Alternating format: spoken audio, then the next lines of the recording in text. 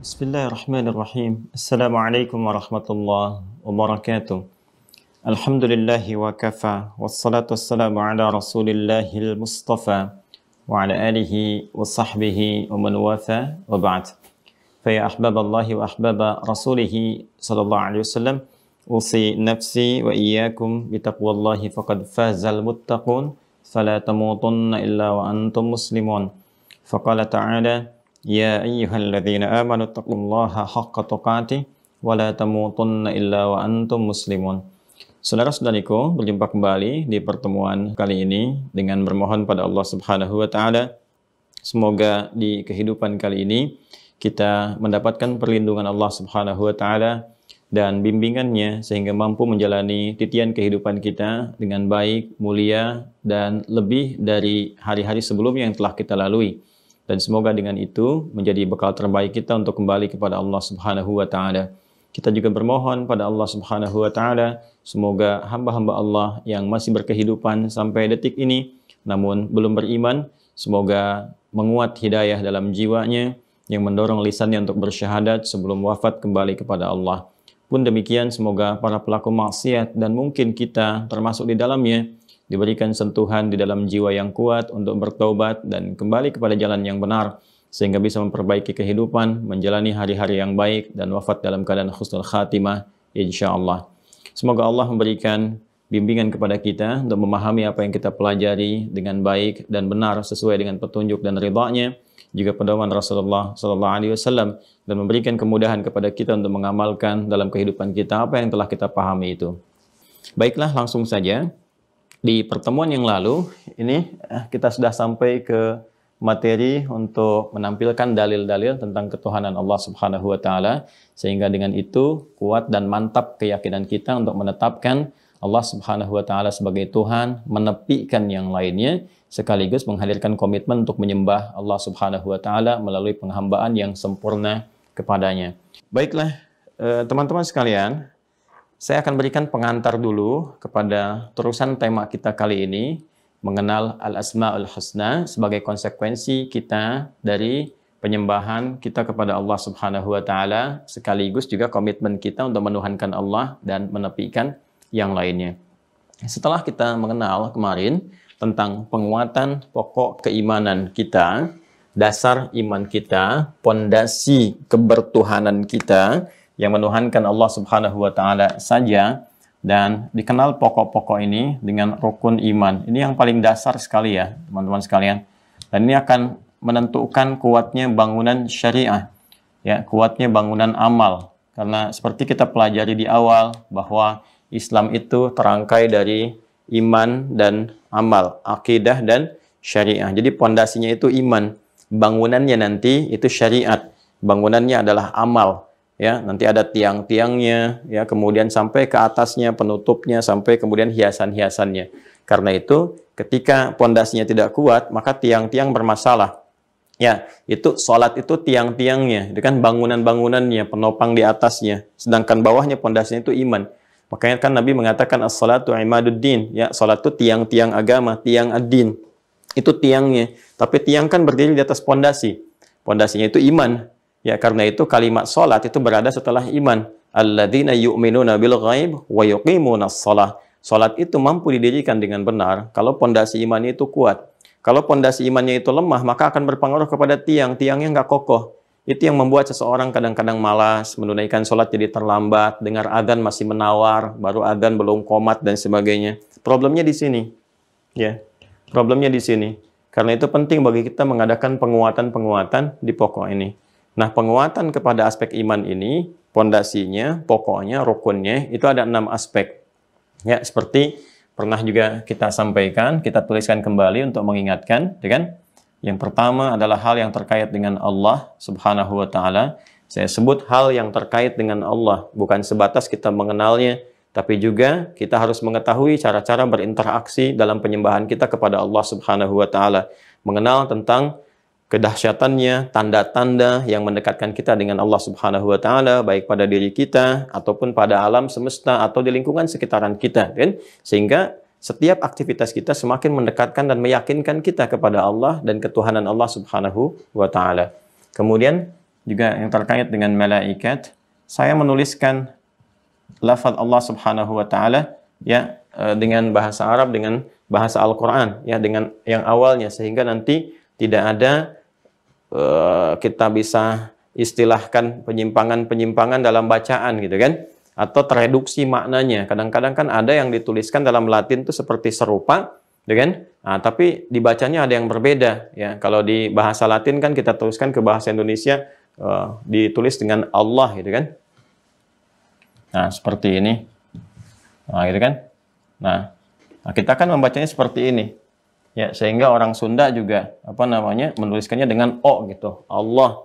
Gitu kan? Ada yang kurang L-nya satu jadi Allah gitu. Kuma Allah we gitu kan. Ini ada tasdid di sini ya Allah, gitu kan? Nah, jadi kita tuliskan begini supaya nggak salah dibaca, karena ada beberapa keyakinan lain yang kadang menyebut nama Tuhannya nggak konsisten. Ini bermasalah juga. Ya, di Inggris jadi God, ke Indonesia jadi beda lagi gitu kan. Kadang-kadang juga di Indonesia jadi beda-beda, di setiap provinsi namanya bisa berbeda. Kita tidak. Ini menunjukkan Tuhan yang sejati gitu kan. Namanya dimanapun disebut tetap Allah. Di Arab Allah, gitu kan? Di Eropa Allah, di Amerika Allah, di Indonesia Allah, di Asia Allah, di dunia Allah, di langit, di bumi pun Allah. Walillahi ma fis samawati wa ma fil ardi. Allahu nurus samawati wal ard. Jadi konsisten gitu ya. Karena itu saya lebih cenderung untuk menghadirkan tulisannya seperti ini ya. Nah, kalau malaikat ya ini standar lah, mau ditulis dengan bahasa kita juga malaikat ya seperti ini. Kalau mau diterjemahkan juga dengan terjemah ya bisa ya, dengan bahasa Inggris misalnya angel itu kan terjemahan ya kan, tapi kan Allah nggak bisa diterjemahkan ya. Nah, kemudian di sini kita turunkan kitab-kitab sebagai pedoman. Nah, kemudian yang keempat para rasul. Nah, yang kelima tentang hari kiamat, yaumul akhir. Ya. Atau kita katakan hari akhir. Karena bukan hanya kiamat saja yang terjadi, tapi segala hal yang terkait dengan kehidupan akhir kita. Kemudian hukum yang mengatur tata kelola kehidupan, qada dan qadar. Ini ya. Nah, dari 6 pokok ini yang akan menyulam, mengokohkan dan menguatkan pondasi amal kita. Ini yang disebut dengan pondasi iman, ya. Namanya pondasi iman, akidah. Nah, ini simpulnya ada 6. Ya, yang kita bahas di kitab Al-Aqaidah Al-Islamiyah itu kan, ya, mafhumul iman awil aqidah yantazimu sittata umurin. Masih ingat di halaman ke-8 yang sudah saya bagikan kan? Ya kan? Pemahaman, pengertian, penguatan tentang iman dan akidah itu menuntut kita untuk merangkai 6 hal, 6 pokok. Ini simpul iman tuh ini simpulnya. Jadi kita harus ikat simpul itu menguat dalam diri kita. Kalau ini sudah kuat, maka dorongan pondasi ini akan menjadikan pijakan-pijakan amalan itu menjadi kokoh. Makanya tubuh kita kokoh untuk beramal karena pondasi imannya kuat dalam jiwa kita. Tangan ini kokoh untuk beramal saleh, ya, lisan kokoh untuk beramal saleh. Kemudian sampai dari ujung kepala sampai ujung kaki, semua kokoh. Ini bangunan amalnya. Karena itu sholat kita kerjakan kan dengan seluruh tubuh kita tuh. Ya, kalau kokoh iman dalam jiwa kita, maka pancarannya, cahayanya, nuruhum yas'a baina aydihim wa bi aymanihim itu kuat menggerakkan diri kita untuk beramal saleh, untuk bersyariat, ya. Ini simpulnya. Nah, penguatan kita di pertemuan yang kemarin, yang terakhir sampai yang terakhir kemarin, ini masih di aspek yang pertama ini. Ya, kita sudah selesaikan bagian ini tentang pembahasan al-ma'rifah. Al-ma'rifah billah. Ya, ini sering disingkat dengan ma'rifatullah. Al-ma'rifah billah.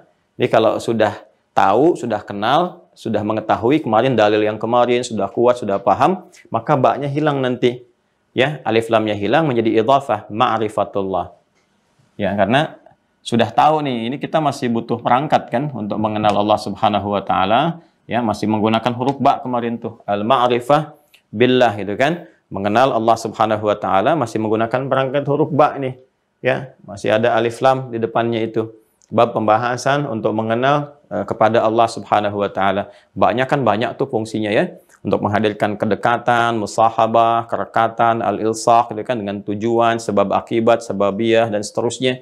Nah, ini semua pembelajaran itu menunjukkan kita untuk bisa mendekatkan diri kepada Allah Subhanahu wa taala. Sehingga hubungan penghambaan kita kepada Allah begitu rekat. Dengan rekat itulah muncul pemberian-pemberian Allah yang sangat cepat, pengawasan, perlindungan, dan segala hal yang terkait dengan kebutuhan hamba. Kalau sudah dekat, sudah lekat, maka menjadi idhafah ma'rifatullah, mudhaf ilaih. Kan? Jadi Artinya apa? Perantara ilmu ini sudah melekat dalam jiwa kita sehingga secara otomatis kita itu terdorong untuk mendekat kepada Allah Subhanahu wa taala. Ya, lisannya mudah beristighfar, refleks kita menyebut nama Allah dalam setiap kegiatan, ya, dan sebagainya. Nah, ini kalau kita dengar istilah ma'rifatullah artinya ini sudah sampai kepada tahap pengenalan kepada Allah melalui tahap-tahap pembelajaran. Ya, ini sudah normal ya, sudah biasa kan. Baik, ini standar dalam logika juga. Orang-orang yang akan beraktivitas kan pertama belajar dulu.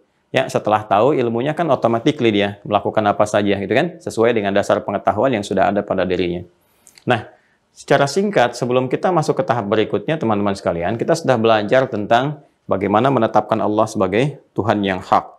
Kemudian mengambil ini supaya kita terukur ya. Nah, kita sudah bahas di sini adalah tentang penetapan Allah, ya kan?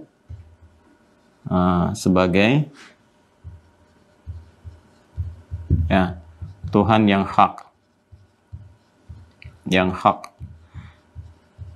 Kalau hak itu artinya kebenaran mutlak ya, kebenaran absolut yang nggak bisa ditawar gitu ya. Jadi di bahasa Arab itu ada sidqun mayahtamilu sidqa wal kadhiba, sesuatu yang mungkin masih beda cara pandang untuk menetapkan kebenaran itu. Ya bagi saya misalnya yang menyenangkan itu putih yang bagus, bagi yang lain mungkin biru, bagi yang lain mungkin merah, mungkin ada yang senang pink gitu kan. Itu sesuatu yang relatif. Ya, tapi ada sesuatu yang mutlak, kebenaran mutlak yang dengan kemutlakan itu jadi standar hukum.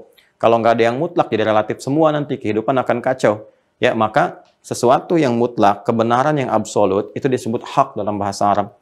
Karena itu semua kebenaran yang mengacu kepada Allah itu sifatnya hak. Ya, di Al-Quran disebutkan al-haqqu mir rabbika fala takunanna minal mumtarin. Ya, bukan as-sidqu, al-haqqu. Semua kebenaran absolut mutlak itu kembali kepada Allah Subhanahu wa taala dan jangan pernah engkau meragukannya.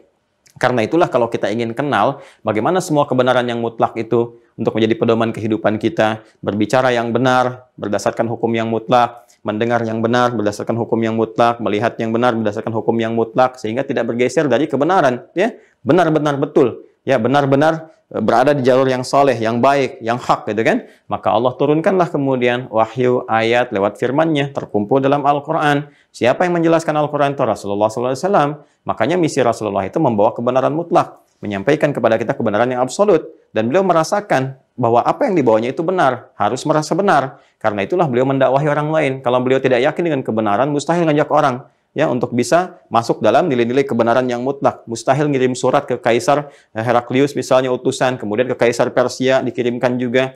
Ya, ini menandakan bahwa ada rasa benar terhadap risalah yang dibawa dan bersumber dari kebenaran yang mutlak. Itu hak namanya.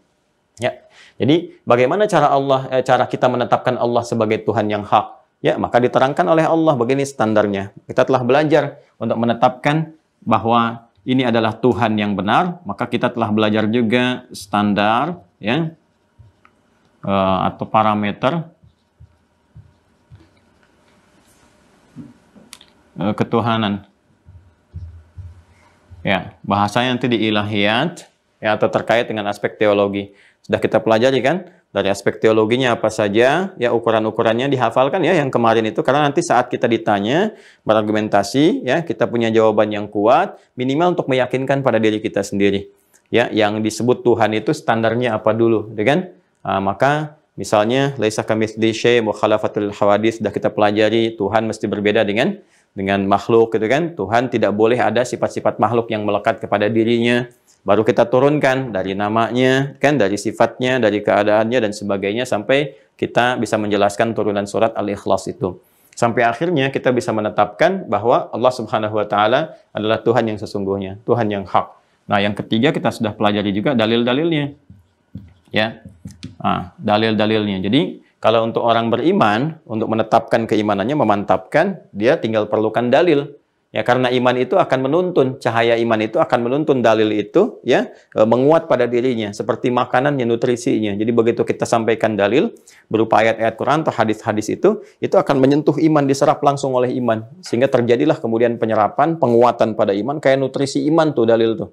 Ya, makanya kalau kita misalnya sholat, tahu dalilnya, kan semakin semangat kan, ya kan? Walaupun kalangan awam itu, ya tidak mutlak harus mengetahui dalil, para ulama yang menyampaikannya. Ya, tapi penguatan-penguatan itu, teman-teman sekalian, menjadikan keimanan kita lebih kokoh, lebih kuat. Nah, itu dalil-dalil itu bisa jadi alasan untuk beribadah, bisa jadi juga nutrisi bagi iman. Ya, misalnya kan Al-Quran itu penuh dengan dalil sumber hukum. Ketika Anda berinteraksi dengan Al-Quran, bukankah menguatkan iman kan? Ya, memberikan nutrisi pada iman. Anda misalnya wudhu, kemudian buka mushaf, baca Quran, semakin menguat kan? Ada getarannya semakin kencang kan? Nah, itu teman-teman sekalian. Nah, ini berpengaruh. Jadi dalil itu punya dua fungsi ya, kalau kita ambil di Al-Quran atau hadis. Jadi nutrisi bagi iman, sekaligus penguatan kita untuk bisa menunaikan ibadah dengan sempurna. Jelas ya? Nah, karena itu seringkali di ulama itu dibahas tentang dalil. Kalau awam itu nggak usah tanya dalil, kalau dia punya rujukan ulama yang benar. Ya kan? Kenapa? Karena awam pun kalau diberikan belum tentu bisa mencari. Kalaupun disampaikan belum tentu bisa baca. Ya, ada orang yang menuntut saya waktu ngajar, Ustadz, mana dalilnya?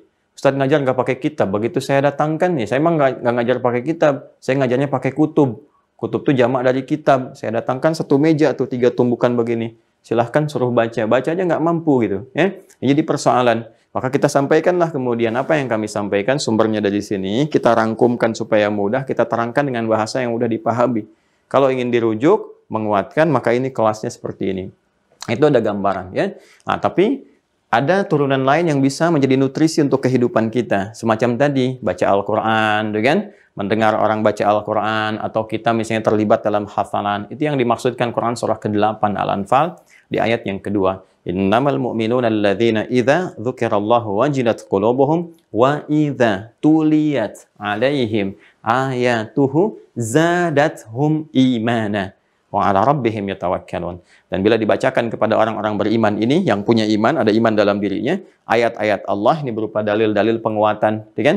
Tentang keberimanan kita, zadatuhum imana, maka imannya akan bertambah kuat, menguat. Wa ala rabbihim yatawakkalun, dan ikatan dengan Rabbnya, dengan Allah Subhanahu wa taala semakin menguat, semakin kencang, sehingga mudah untuk ibadah, nggak disuruh sudah siap-siap, hafal waktu-waktu sholat, menyiapkan sholat sunnah, bukan sekedar yang fardu dan sebagainya. Ya. Nah, ini pun pada aspek kita berakidah, bertauhid, ini penting yuk kita ketahui kalau kita belajar ingin serius, ya. Nanti untuk kita turunkan lagi kepada anak cucu kita dengan bahasa-bahasa yang sesuai atau kolega kita. Ini sudah saya terangkan, ya, dalilnya dari mulai surat Al-Ikhlas, dalil logikanya apa, kan? Tuhan nggak boleh lebih daripada satu, dalilnya apa, Tuhan nggak boleh beranak dan diperanakkan, dalilnya juga apa, dan macam-macam yang lainnya. Jelas ya? Jadi teman-teman sekalian, tolong dipahami dengan baik urutan ini, sehingga argumentasinya kuat minimal untuk diri pribadi. Dan kalau di soal kita bisa mempertahankan. Jelas ya? Adik, bahasa gampangnya kalau sudah ada orang-orang yang menyoal, nggak jelas atau bagaimanapun, kita bisa ambil lagi dengan bahasa-bahasa yang ringan.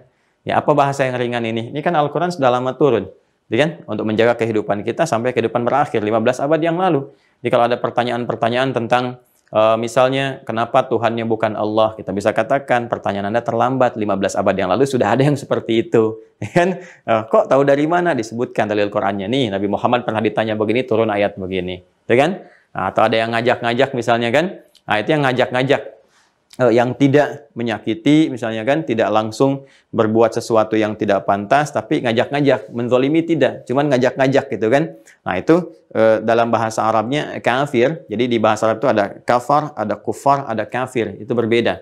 Ya. Nah, jadi kafar lebih kepada tindakan yang menyimpang. Orang beriman, kalau dia masih Islam, imannya belum sejati, berpotensi juga kafar. Kafar itu perilaku yang menyimpang seperti orang yang belum beriman. Ya, misalnya begini, ngaku Islam tapi nggak sholat. Nah, ada nggak yang begitu? Ya kan? Kalau disebutkan umum di Al-Quran, itu pasti akan ditemukan.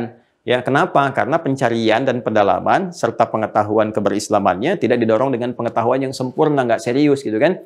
Akhirnya ngaku Muslim, KTP-nya Islam gitu kan. Tapi misalnya perilakunya nggak Islami, dia nggak sholat, dia nggak mau bayar zakat, itu kafar namanya. Ya, jamaknya disebut kafaru. Seperti orang misalnya sudah terpenuhi kewajiban zakat pada dirinya, dia nggak mau keluarkan. Maka oleh Allah ditegaskan, la in syakartum la azidannakum wa la in kafartum ya inna adzabi lasyadid. Kalau engkau bersyukur, mau mengeluarkan hartamu untuk berzakat ya atau berinfak atau turunan lain dari makna syukur, aku tambah semua kenikmatan itu. Tapi jika engkau kafir, kufur, nah kafar di sini teman-teman sekalian, itu adalah dari segi perbuatan yang menyimpang, bukan keluar dari akidah. Ya, akidahnya tetap Islam, tapi dia berbuat perbuatan yang menyimpang seperti halnya orang yang belum Islam. Ya, sehingga Allah tuh menyindir, kamu ini sudah Islam, tapi perbuatan kamu itu seperti orang yang belum Islam. Lantas apa bedanya keislaman kamu? Wala in kafartum, kalau kamu pertahankan ini nanti terancam dengan hukuman seperti orang-orang belum beriman itu mendapatkan ancaman hukuman kalau tidak mau beriman. Jelas ya?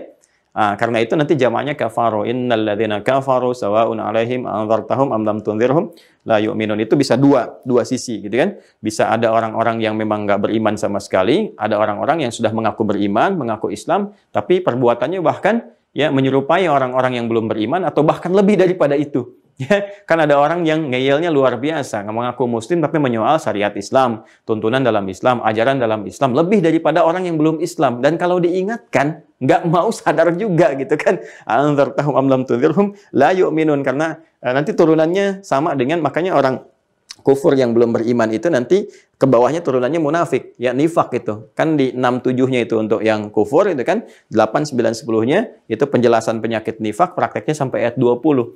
Di ayat 10-nya kan Al-Baqarah fi qulubihim marad fazadahumullahu marada, gitu kan?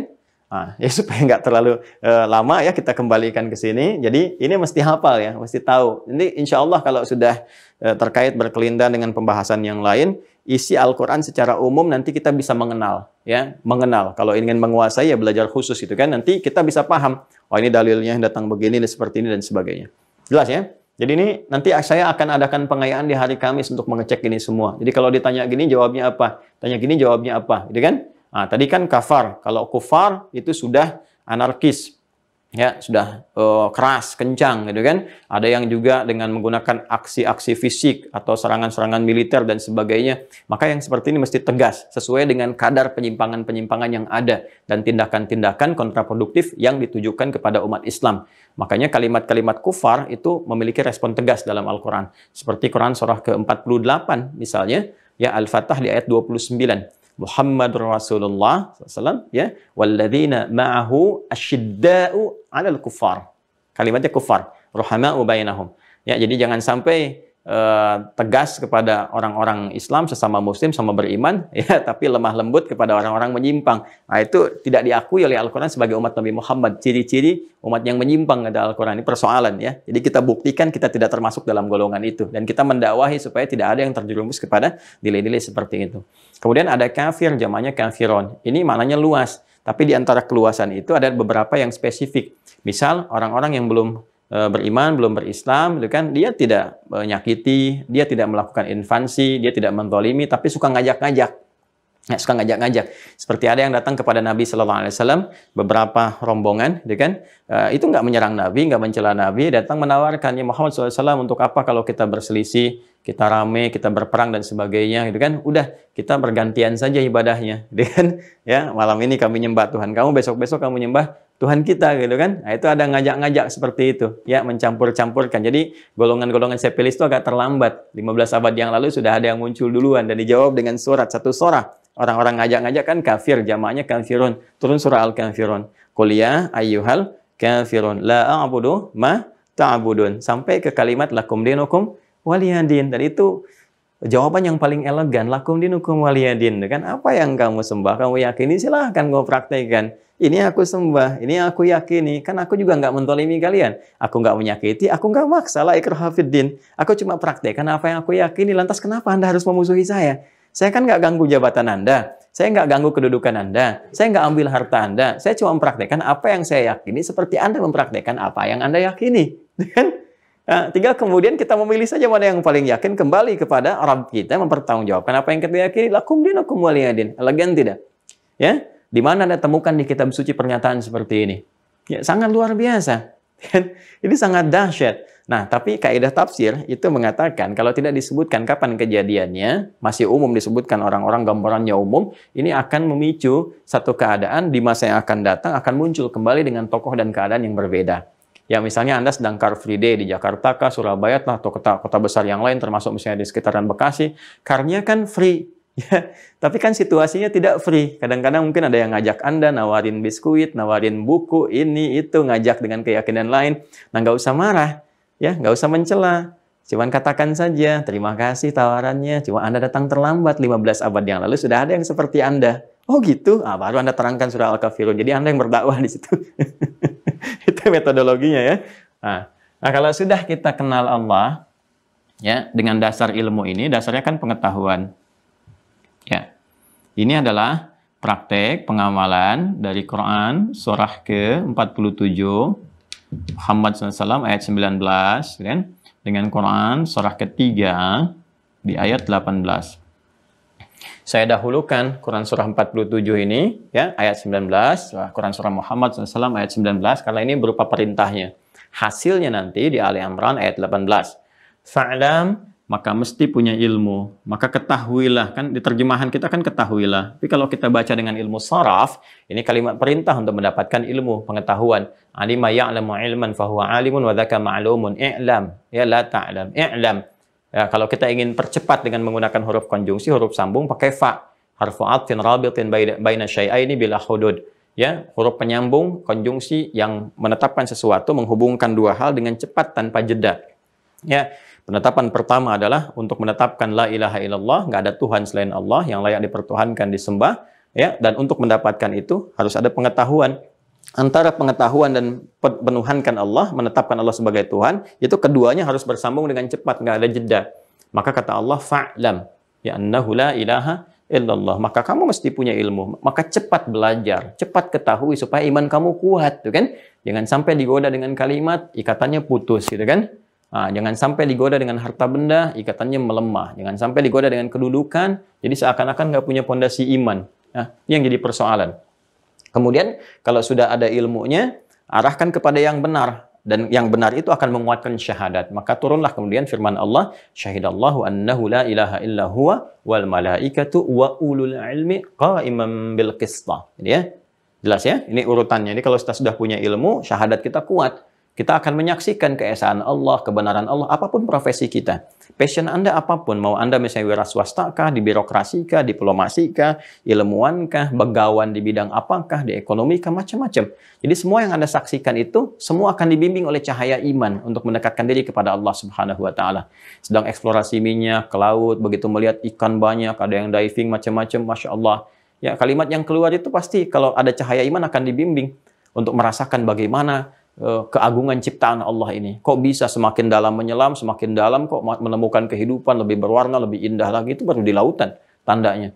Yang ke antariksa bukan sekedar wisata, ya, menghadirkan fasilitas misalnya yang dibuat oleh Elon Musk sekarang misalnya, atau Jeff Bezos mau ikutan dan sebagainya, sampai bikin wisata ke bulan, ke antariksa. Itu kalau cuma kita cuma berjalan, cahaya imannya kosong, lemah, ya hanya menikmati begitu aja, mubazir. Buang-buang harta dan sebagainya. Tapi kalau ada cahaya iman, itu baru naik aja ke atas, begitu lihat, Masya Allah, itu kan. Ya kita main-main ke tempat yang bisa melihat benda-benda langit saja, mau ke Bosca atau ke planetarium kan luar biasa gitu, apalagi langsung ke atasnya kan.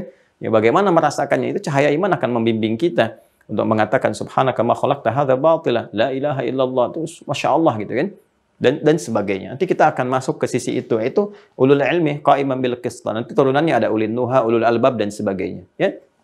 Baik. Nah, sekarang setelah kita mantap nih menuhankan Allah dengan semua dalil ini, terus kita bandingkan dengan yang lain, mengkomparasikan itu nggak harus masuk kepada keyakinan lain, itu salah.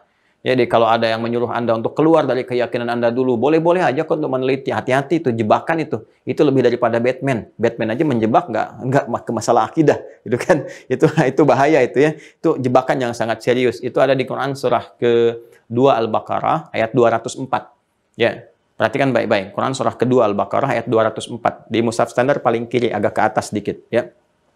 203, 204. Wa minan nasi may yu'jibuka qawluhu fil hayatid dunya wa yushhidullaha ala ma fi qalbihi wa huwa aladdul khisam. Hati-hati ya. Dan Anda akan dapat di antara sekian manusia itu ada yang kalau bicara kata-katanya itu begitu menarik. Retorikanya cantik ya. Kalimat-kalimatnya itu logikanya seakan-akan benar gitu. Padahal epistemologi ilmunya itu lemah, rapuh sekali. Bahkan nggak ada sandaran. Kadang-kadang untuk menguatkan dia sertakan di situ nama Allah, ayat-ayat Allah, dipotong Quran seenaknya aja tuh, ya semau dirinya gitu. Ambil hadis-hadis, bahkan yang palsu pun diambil juga, yang bermasalah nggak dianggap hujah pun dibawa juga, kan? Yang nggak ada sumbernya pun gitu dibawa juga untuk menunjukkan seakan-akan ini kuat, ya. Dan bahayanya kekinian itu kemudian disokong dengan sokongan-sokongan gelar, walaupun gelar-gelar ini sebetulnya bukan gelar-gelar dari nilai-nilai keislaman. Ya, dari referensi-referensi ilmu Islam. kok bisa gitu sekolahnya di barat, sekolahnya macam-macam bukan jurusan keislaman, sekolahnya cuma filsafat, perbandingan ini, perbandingan itu, yang bahkan mohon maaf untuk mendalami Quran aja gitu kan, sangat terbatas kemampuannya, ya tidak paham ini dan itu bisa mengambil ayat-ayat tertentu karena ada gelarnya, apakah itu doktor kah, profesor kah, macam-macam kah, seakan-akan orang-orang awam itu melihat nih punya otoritas nih gitu kan, padahal otoritasnya di bidang apa gitu, bukan di bidang yang dia bicarakan.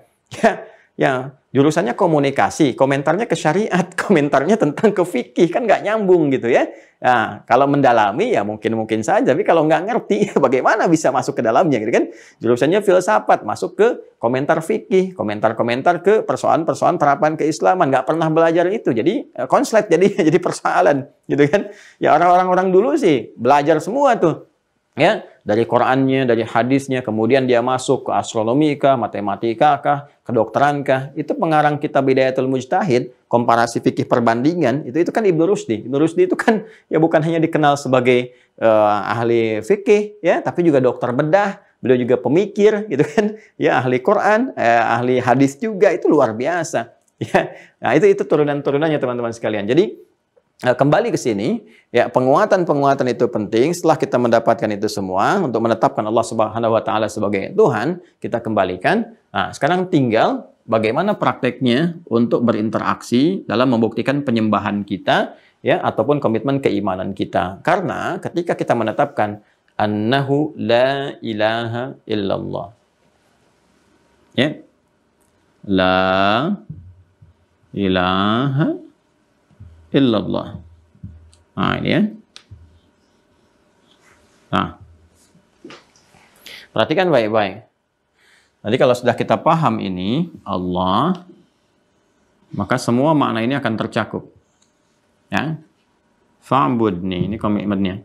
Fa'budni, kata Allah. Ya.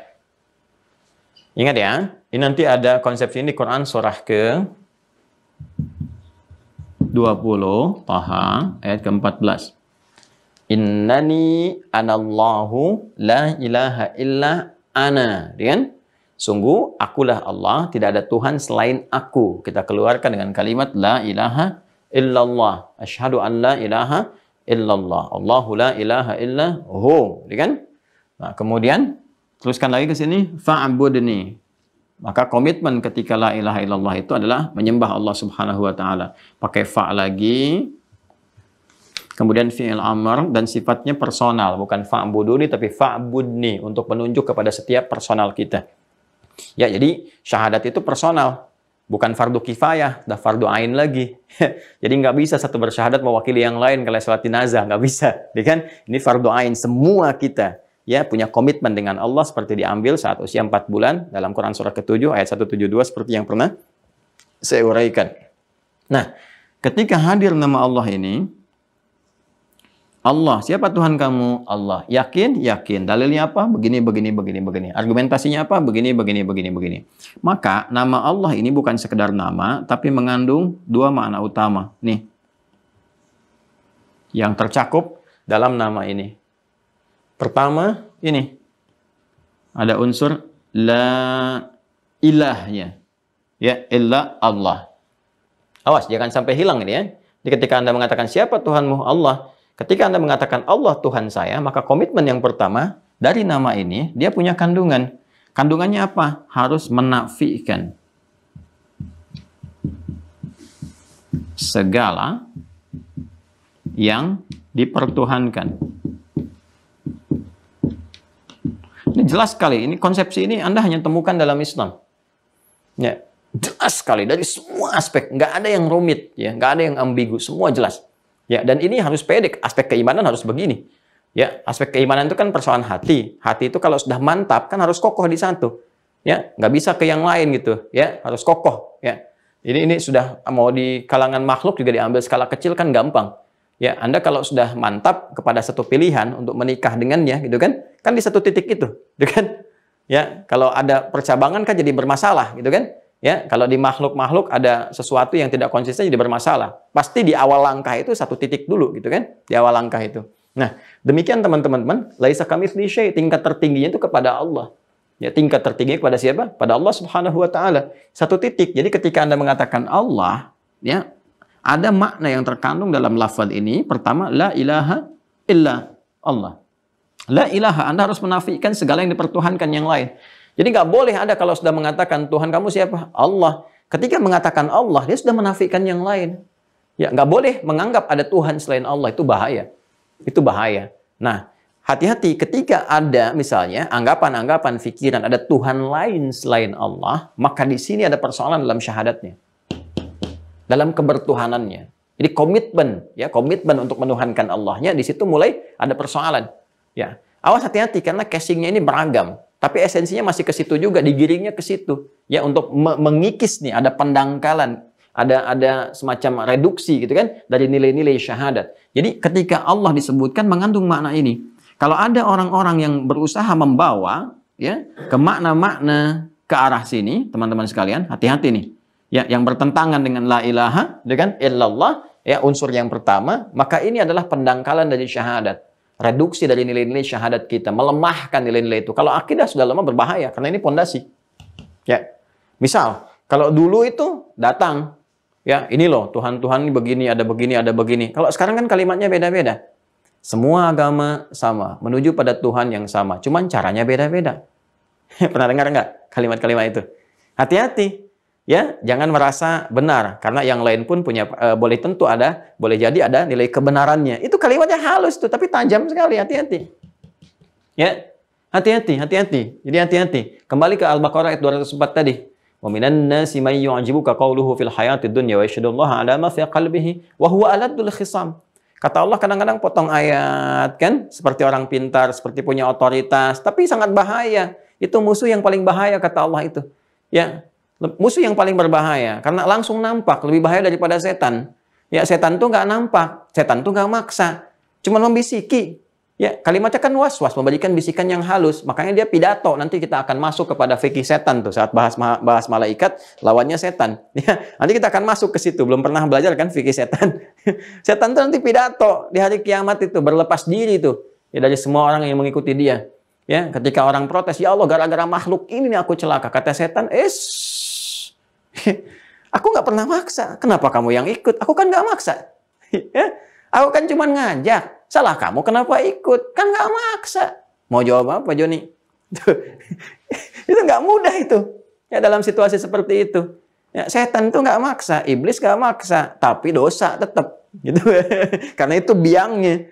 Ya, manusia sekarang ada yang lebih daripada setan. Sudah salah, maksa. Ya, makanya sekarang lebih berbahaya. Ya, lebih berbahaya setan kemanusiaan dibanding manusia yang kesetanan. Kalimatnya paham nggak itu ya? Kalimatnya paham nggak? Ya, kalau manusia kesetanan masih diberikan was-was, tapi kalau kesetan kemanusiaan ini yang bahaya nih dalam tanda petik ya, yang dikelola atau didorong oleh keadaan nafsunya. Itu maaf agak tinggi. Kalau nggak nyampe ke situ berarti RAM-nya harus dinaikin. Ya, ini ya. Nah, jadi ini bahaya nih, kalimat-kalimatnya udah beda-beda nih. Paham-paham semua agama sama pluralisme. Ya. Ada lagi nanti yang kalau terapan selanjutnya nanti kita akan masuk tuh. Hati-hati tuh, anggap semua agama sama. Terus paham relativisme. Oh, ada macam-macam deh isme-isme nih. Ya. Relativisme. Semua relatif. Nggak ada kebenaran mutlak. Jangan pernah merasa benar, karena yang lain pun pasti benar, belum tentu salah juga, gitu kan? Dan itu relativisme namanya. Ya, kalau semua relatif, relatif tuh gampang jawabnya, gak usah terlalu banyak dalil, gampang. Ya sudah, kalau kata Anda semua relatif, Anda juga belum tentu benar. Ya kan hak saya juga tidak membenarkan Anda. Gampang jawabnya itu. Ya, kalau ada yang mengatakan jangan merasa paling benar, yang lain juga belum tentu ada salahnya. Belum tentu yang lain juga salah, mungkin juga yang lain benar. Ya berarti pernyataan Anda juga belum tentu benar. Ya, dan kami juga tidak ada waktu untuk membenarkan pernyataan Anda. Ya, selesai kan? Ya, karena semua relatif kan menurut Anda. Kalau semua relatif berarti pernyataan Anda juga belum tentu benar. Itu yang dalam dunia pemikiran disebut dengan self contradiction. Ya, self contradiction. Kontradiksi dalam dirinya sendiri itu sudah rapuh gitu.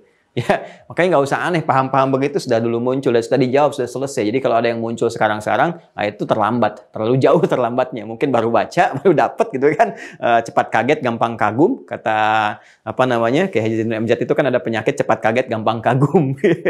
Jadi dibawa dalam praktek kehidupan. Ini paham relativisme ya. Jadi hati-hati teman-teman sekalian. Ini juga sama nih. Ya, ini bungkusannya casingnya ada, cuma isinya ke sini juga nanti tuh. Isinya menafikan ini. Akhirnya apa? La ilaha itu yang tadinya sudah komitmen. La ilaha illallah. Nafikan. Jadi mengandung nafi di sini. La-nya kan nafi.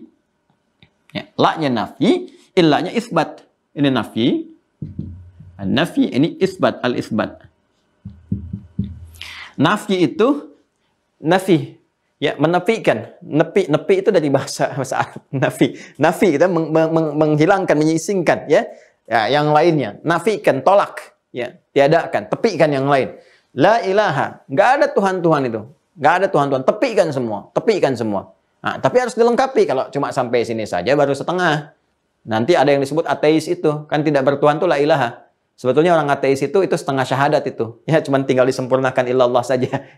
Jadi ateis itu baru la ilaha. Jadi kalau ada yang mengatakan saya ateis bu, ya alhamdulillah. Kenapa? Karena bapak baru setengah syahadat.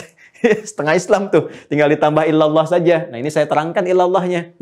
Diterangkan oleh Anda gitu kan. Jawab, ini la ilaha, ya sampai sini itu nafi. Kemudian nggak cukup dengan nafi, isbat, tepikan yang lain. Kemudian tetapkan, isbat itu menetapkan dengan kokoh, dengan teguh. Tetapkan hanya Allah yang Tuhan, yang lain tepikan. Nah ini pada kalimat Allah ketika diucapkan, siapa Tuhanmu? Allah. Ikrar dalam salat, Allahu Akbar. Diperdengarkan Allahu Akbar. Pindah ke ruku Allahu Akbar. Naik ke i'tidal sami Allahu liman hamidah. Sujud kepada siapa? Allahu Akbar. Setiap gerakan kita Allah. Jadi kalau kita bawa ke dalam aktivitas kehidupan kita, ya ini tepikan yang lain. Kalau ada paham-paham ini, sudah. Jelas ya? Hati-hati nih teman-teman sekalian. Ya. Nah, kemudian kalau kita sudah mantap ini, ya sudah komitmen ini sudah dibangun, ya kalau ada yang nyeleneh, aneh-aneh dan sebagainya, tepikan aja. Kan kita sudah punya dalil lakum dinukum waliyadin. La ikraha fid din. Kan sudah ada itu dalil paling hebat. Ya, menghormati keyakinan orang itu bukan menjadikan kita ikut-ikutan dalam konsepsi ataupun ritual dari keyakinan yang mereka yakini. Ya, kita juga menghormati dengan tidak mengganggu, gitu kan? Apalagi merusak tempat ibadah itu dikecam dalam syariat, nggak boleh. Ya, mencela juga ada ya larangannya. Nggak usah, udah biarkan. Ya, menghormati itu dengan tidak ikut sama sekali. Itu toleransi yang paling tinggi. Makanya dalam akidah itu toleransi tertinggi itu zero tolerance. Artinya apa? Nggak ikut sama sekali. Ya, tapi kita praktekkan nilai keislaman dengan baik. Ditanya, kita sampaikan, dakwahi dengan sempurna, dengan baik. La ikraha fid din, itu toleransi paling indah. Bukan dipaksa-paksa ikut. Apalagi kemudian kita dipaksa dari keluar keyakinan kita, semua orang dipaksa dari keluar dari keyakinannya untuk mengikuti satu keyakinan tertentu. Itu paling tidak toleran. Makanya paham pluralisme itu paham paling tidak toleran semuka bumi. Kenapa? Karena dia memaksa kita untuk keluar dari keyakinan kita, ikut keyakinan dia. Ya, kita itu dipaksa keluar. Kita mengatakan Islam yang paling benar. Orang Kristen mengatakan Kristen yang benar. Hindu mengatakan Hindu yang benar. Buddha mengatakan Buddha yang benar. Dan seterusnya. Datang satu paham mengatakan, semua agama benar. Ya, keluar dari paham Anda itu. Nggak boleh merasa benar sendiri. Keluar dari paham Anda. Kita diminta keluar untuk ikut pahamnya dia. Itu kan maksa namanya. Itu intoleran. Coba, anugerah dari kecerdasan kita itu digunakan untuk membaca itu. Sehingga nggak cepat kagum. Karena logikanya aja rapuh. Ya, ingat, cerdas itu anugerah, bodoh itu pilihan. Ingat itu ya, cerdas itu anugerah. Karena pertama kali manusia tercipta, bekalnya pengetahuan. Wa 'allama Adamal asma'a kullaha. Jadi pintar itu anugerah, bodoh itu pilihan. Bikin status tuh. Bikin status. Ya, ingat itu ya baik-baik ya. Ini, kemudian isbat. Ketika sudah isbat akidah ya, bukan isbat nikah nih. Jadi ketika sudah isbat Allah, maka ada komitmen yang kedua, fa'budni, ibadah. Sebagai bukti komitmen kita yang pertama menuhankan Allah, buktinya adalah menyembahnya. Ya. Makanya Allah katakan, innani anallahu la ilaha illa ana fa'budni. Komitmen dari yang ini adalah ibadah kepada Allah. Karena itu kita buktikan dalam ibadah, iyyaka na'budu. Ya, perintahnya a'bud. Kita buktikan saya a'bud, kalau kami kita jamak na'bud, kita katakan iyyaka na'bud, ka-nya kemana? Ke sini kepada Allah. Makanya dalam sholat kita katakan ketika kita sudah la ilaha illallah, kita kemudian sholat kita katakan iyyaka na'budu ya Allah. Iyyaka na'bud. Kami memohon, kami beribadah, membuktikan keimanan kami kepadamu. Ya. Makanya kalau ada orang kemudian teman-teman sekalian, mohon maaf ya, dia sudah mengatakan Allah Tuhannya. Terus yang satu ini sudah bagus nih, menafikan yang lainnya, tapi yang ini nggak nampak. Ya, nggak mau ibadah, nggak mau ada pembuktian, baik itu ritual sifat ibadahnya. Jadi kalau sudah masuk ke fikih syariat, kita akan jelaskan. Ataupun dalam bentuk sosial misalnya. Ya, ritual seperti sholat, ngaku Islam, KTP-nya Islam, tapi nggak mau sholat. Maka ini persoalan di akidahnya. Persoalan di syahadatnya. Kenapa? Karena dia mengatakan, asyhadu an la ilaha illallah. Allah itu sudah mengandung makna ubudiyah. Ya, al-ma'bud al-haq. Makanya kita katakan wa asyhadu anna Muhammadar Rasulullah, cara beribadah itu mengikuti petunjuk Rasulullah yang diutus oleh Allah Subhanahu wa taala. Ini dalam aspek sosial, berkehidupan misalnya, ya dari mulai bertetangga kan Allahu Akbar diatur betul. Kehidupan rumah tangga begini dengan tetangga nanti seperti ini, kemasyarakatan begini, bahkan negara juga ada fikihnya. Ya, kitabul imarat itu kan ya hal yang terkait dengan kelola tata negara. Hukum tata negara itu sudah ada di kita itu. Ya, hukum sosial, mengatasi gejolak sosial, di ekonomi, di politik, di militer, macam-macam. Ada semuanya, ada ketentuannya. Kenapa? Karena semua aspek kehidupan itu bagi orang Islam itu ibadah. Quran surah ke-51, ya kan? Ayat 56 itu kan? Quran surah Az-Zariyat ayat 56. Wa ma umiru illa liya'budullah. Wa ma khalaqtul jinna wal insa illa liya'buduni. Allah. Quran surah 51, ya. Quran surah 51 ayat 56. Az-Zariyat ayat 56. Saya ulangi, ya. Wa ma khalaqtul jinna wal insa illa liya'buduni. Harokat ujungnya itu i, kita baca dengan waqaf liya'budun, ya kan? Asalnya ya'buduni, ya. Kemudian untuk ikhtisar takhfif kita gunakan waqaf di situ liya'budun. Ya, dan tidaklah diciptakan manusia dan jin itu, biarkan jin dengan alamnya, kita masuk dengan alam kita kemanusiaan. Jadi kita ini nggak dicipta oleh Allah kecuali esensi kehidupan kita untuk beraktivitas, berperilaku, tujuannya sebagai ibadah. Ini poinnya. Di semua kegiatan kita ibadah, dari bangun tidur sampai dengan tidur lagi. Makanya sering saya katakan, kita punya bimbingan, begini cara mengerjakan, begini cara melakukan, begini pedomannya. Seperti apa dilakukan semua ibadah itu? Turun nanti Al-Bayyinah, Quran surah 98 ayat kelima, yang tadi saya tertukar baca itu dengan yang ini.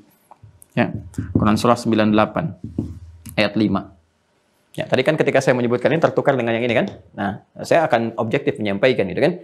Maka Allah katakan ketika kamu kerjakan ibadah, dasarnya harus ini. Ya, apa ini? Wa ma umiru illa liya'budullah. Ini tadi disebutkan Allah, dan tidaklah mereka diperintahkan, ya kita semua ini manusia, kecuali untuk menjadikan aktivitasnya. Perhatikan baik-baik cara menerjemahkannya ya. Kecuali untuk menjadikan seluruh aktivitas sebagai ibadah. Ya. Jadi kalau kita potong kadang masih bias maknanya. Dan tidaklah mereka diperintahkan kecuali untuk ibadah. Jadi yang dipahami nanti kadang sholat saja. Cara menerjemahkannya begini. Dan tidaklah mereka diperintahkan kecuali untuk menjadikan seluruh aktivitas mereka sebagai ibadah. Kepada siapa? Ni yang di sini disebutkan Allah liya'budullah. Bagaimana caranya? Mukhlishina lahuddin. Mukhlis, ikhlas. Apa itu ikhlas? Ikhlas terkait ibadah, terkait dengan akidah yang nggak ada tafsir lain kecuali Quran surah 112 dengan namanya Al-Ikhlas. Menyembah Allah itu ya sudah mutlak ke sini, nggak ada yang lain, menafikan yang ini. Makanya nggak boleh ibadah kita kepada Allah tapi ikut-ikutan juga ke tempat orang lain. Masjid sepi, nggak ada yang azan. Ya pada ikutan di tempat yang lain. Kita hormati yang lain, silahkan yang lain. Beribadah sesuai keyakinan masing-masing. Bahkan hukum negara kita juga menjamin. Pasal 29 ayat 2 itu kan. Negara menjamin kemerdekaan tiap-tiap penduduk untuk memeluk agamanya masing-masing dan beribadah menurut agama dan kepercayaannya itu. Kami meyakini dengan iman kami Islam yang paling benar. Dengan kita menghormati, silahkan dengan pilihan Anda. Lakum dinukum waliyadin. Kita nggak maksa. Kalau ditanya kita jelaskan, kita berdakwah dengan baik. Kita nggak maksa Anda nyerahkan harta, kita nggak mentolimi Anda, kita nggak nyerang Anda. Kita mempraktekkan apa yang kami yakini. Dan tidak perlu dipaksa juga untuk ikut-ikutan ke tempat orang lain. Jelas ya? Nah, ini yang hak yang benar. Jadi ikhlas itu ya seperti itu. Ikhlas dalam berakidah, ikhlas dalam beribadah. Ikhlas dalam ibadah itu bukan hanya perkara semua kita kerjakan tulus karena Allah, bukan aspek ke situ saja. Tapi juga aspek eksternalnya. Betul, sholatnya ikhlas karena Allah, nggak riya, tapi ikut-ikutan ke tempat yang lainnya. Ikut ke gereja, ikut ke pura, ikut ke sini. Bukan seperti itu konsepsinya. Kita hormati yang di gereja, hormati yang di pura, silahkan. Masing-masing dengan keyakinannya, lakum dinukum waliyadin. Kita praktekkan keislaman kita. Kalau ditanya, kita jawab, berdiskusi, kita sampaikan, jelaskan kebenaran risalah Islam. Dan kita menghormati, silahkan pilihan masing-masing kembali kepada Allah membawa konsekuensinya sendiri. Objektif nggak? Adil kan? Itu. Jadi kalau ada orang kemudian ibadahnya bermasalah, ya, pertama secara internal misalnya kan, maaf, dia nggak ikhlas nih. Ikhlas yang dimaksudkan ada secara internal, persoalan hatinya ketika dia menyembah Allah. Ya, persoalan hati itu penyakit disebut marad namanya. Penyakit fisik disebut dengan ya kan? Penyakit hati disebut dengan marad. Fi qulubihim marad, ya. Penyakit hati itu apa? Ini nggak bisa terdeteksi dengan pendeteksian fisik, tapi kelihatan dari perilaku seperti riya, gitu kan? Ya, maaf, iri hati, dengki dan sebagainya. Makanya di penyakit-penyakit fisik itu ketika diobati di tempatnya, mustasfa itu, ya, mustasfa itu tempat syifa, tempat rumah orang sehat sebetulnya. Kenapa terjemahannya di rumah sakit gitu? Enggak ya, ini dari tata bahasa ya. Ya, rumah sakit itu terjemah padanan bahasa Arabnya mustasfa. Mustasfa itu tempat mendapatkan syifa. Syifa itu sesuatu yang menyehatkan, menyembuhkan. Sebenarnya terjemahannya rumah sehat gitu. Jadi rumah untuk orang sakit. Ya, tapi enggak apa-apa, mungkin ngambil hikmah yang lain atau makna yang lain. Ya, itu adalah ya, penyakit fisik. Makanya datang ke rumah sakit ya untuk berobat. Dalam konteks kita berobat nih. Makanya di rumah sakit itu kan nggak ada poli iri hati, poli ria, kan nggak ditemukan. Ya, silahkan cek, poli mata ada, poli jantung ada, ya kan? Ya, poli gigi ada, tapi poli hati nggak ada. Dalam pengertian penyakit ria, penyakit dengki, itu nggak akan ditemukan karena di sini masuknya. Makanya orang ibadah ketika dia masih ada riaknya, melibatkan yang lain, ya kan? Untuk masalah hatinya, itu tidak ikhlas. Ada persoalan di keikhlasannya. Ya, misalnya sholat pengen dilihat orang ketika di masjid jadi khusyuk. Imam biasa 2 harokat jadi 6-6-in. Ya, jadi imamnya diliuk-liukan misalnya kan hanya untuk terdengar suara merdunya. Persoalan, ada nggak orang sholat yang berpotensi riya? Ada. Fawailul lil musallin, celaka orang yang sholat. Yang mana yang celaka itu? Apakah semua orang sholat celaka? Tidak. Alladzina hum an salatihim sahun, yang lalai dalam sholatnya. Kenapa lalai? Alladzina hum yura'un, riya dalam sholatnya. Ini masalah pertama, internal dalam hatinya dia. Ya, sama ada yang terkait dengan ibadah sosial, riya ada. Ya, apa diantaranya? Ibadah harta, infak misalnya, itu kan sosial. Ya, Anda mau nyumbang ke sini, bukan niat tahadduts binikmat, bukan niat motivasi, niat pengen diketahui bahwa dia nyumbang. Ya, supaya ada penilaian orang dan sebagainya. Bukan niat untuk transparansi, menyampaikan nih kalau ada kemarin menghimpun begini, ini disampaikan seperti ini, maknanya begini, mendorong orang untuk ikutan. Motifnya lain, niatnya dalam hatinya beda. Innamal a'malu binniyat, pengen diketahui. Ya, atau paling gampang Jumatan dengan harta ibadah sosial, ya kan? Yang satu masukkan 100.000, 50.000, 10.000. Ini dia masukkan yang $1.000 Singapura yang setara 10 juta. Tapi dia dari sap belakang berjajar dulu, Pak. Ya, ini nih kalau infak begini nih, infak begini. Sampai sap paling depan baru dia masukkan. Itu riya juga. Ya, atau mau nyumbang ke masjid, bikin spanduk dari Sabang sampai Merauke misalnya, masuk ke setiap medianya, di persoalan juga. Ya. Awas nih musim-musim kampanye tuh ya, ntar begitu nggak kepilih genteng masjid diambil juga gitu. Karpet masjid diambil lagi. Kan coba lihat kasus-kasus itu tuh. Ya, ini persoalan karena ini persoalan masalah serius. Itu ada nggak di Quran? Ada. Quran surah kedua ayat 264. Ini kalau ngaji ketemu, kalau nggak ngaji ya nggak ketemu. Orang udah sholat khusyuk dia masih nyari waktu sholat. Ya, kalau ngaji kita ketemu, ya. Ya ayyuhalladzina amanu la tubtilu shadaqatikum bil manni wal adza kalladzi yunfiqu malahu ria'an nasi. Ya, jangan kau batalkan, kau gugurkan amalan yang telah lelah engkau tenun itu dengan perbuatan menyimpang seperti orang infak yang riya. Jadi riya itu bisa menggugurkan amalan yang tengah dikerjakan. Infak riya gugur pahalanya. Capek aja keluar uangnya, tapi nggak ada nilainya. Ini persoalan internal. Internal pada niat, pada hati manusia. Ada yang eksternalnya. Apa ini? Ini yang paling berbahaya. Ya, ini termasuk tidak ikhlas juga. Ini jarang dijelaskan loh teman-teman sekalian. Jarang dijelaskan. Apa yang tidak ikhlasnya ini? Persoalan akidah. Kesini. Kalau ini kan persoalan ibadah nih turunannya. Ibadah yang terkait dengan ritual aspeknya. Masuk ke persoalan internal. Ada lagi nanti persoalannya menyentuh secara akidah. Dikorelasikan antara ibadah dengan akidah. Apa contohnya? Sholatnya khusyuk benar. Benar-benar khusyuk. Ya, nggak mau ada kaitan dengan orang dan sebagainya dan seterusnya. Ya, tapi kehusyuan ini tidak didorong lewat iman yang kuat, hanya didorong oleh fokus saja. Beda ya, antara khusyuk yang dilahirkan dengan keimanan yang sesungguhnya, itu yang dimaksud dengan qanitin, khasyiin, sehingga melahirkan sifat khasyah, ketakutan kepada Allah Subhanahu wa taala yang dalam, sehingga menjaga hukum-hukum Allah dengan benar. Kalau bicara takut, kalau Allah misalnya menganggap itu nggak benar. Kalau memandang khawatir, kalau yang dipandang itu nggak benar. Karena itu dia belajar bagaimana Allah meridhai pandangannya, bagaimana Allah meridhai lisannya. Karena itu para ulama yang hakiki Rabbani itu disebut oleh Allah punya sifat khasyah yang tinggi. Innama yakhsyallaha min ibadihil ulama. Karena nggak sembarangan. Ya, bicara itu, apalagi bicara bertentangan hukum Allah, itu mustahil. Itu keluar dari nilai-nilai keulamaan. Ya. Nah, jadi hati-hati itu teman-teman sekalian. Ada tuh nilai, ada penjagaan, itu khasyah. Khasyah itu dilatih dari apa? Dari kata khusyuk. Latihannya lewat khusyuk, keluar khasyah. Ya, kepasrahannya disebut dengan qanitat. Ya, qanitat, kunut, qanitin. Ya, qanitin. Hafidhu 'ala salawati was salatil wusta wa qumu lillahi qanitin. Jadi kepasrahan, ketundukannya, ketaatannya disebut dengan qanit, dari kata qanata, ya, qanita. Seorang perempuan namanya qanita, perempuan yang patuh, tunduk, taat, gitu kan?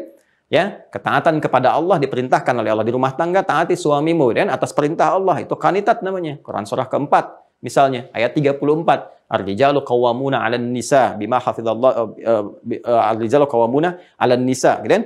Seorang laki-laki itu ditetapkan memimpin bagi perempuan, ya, sebagaimana yang Allah tetapkan kepada dirinya, ya, bima fadalallahu ba'dahum 'ala ba'din wa bima anfaqu min amwalihim, dan kewajiban dia berinfak kepada istrinya. Fasalihatu, sedangkan istri yang salihah itu qanitatun, qanitat. Ya, taat kepada Allah, mematuhi perintah Allah dengan cara menaati suaminya. Jadi sifatnya nanti melahirkan kekhusyuan, dari khusyuk ini timbul khasyah, dari khasyah ini timbul kepatuhan. Ya, itu semua nyambung semua. Nah, itu dasarnya apa? Iman. Jadi kalau cuma sekedar khusyuknya dipahami dengan fokus, imannya tidak bergerak, betul dalam sholatnya kelihatan khusyuk.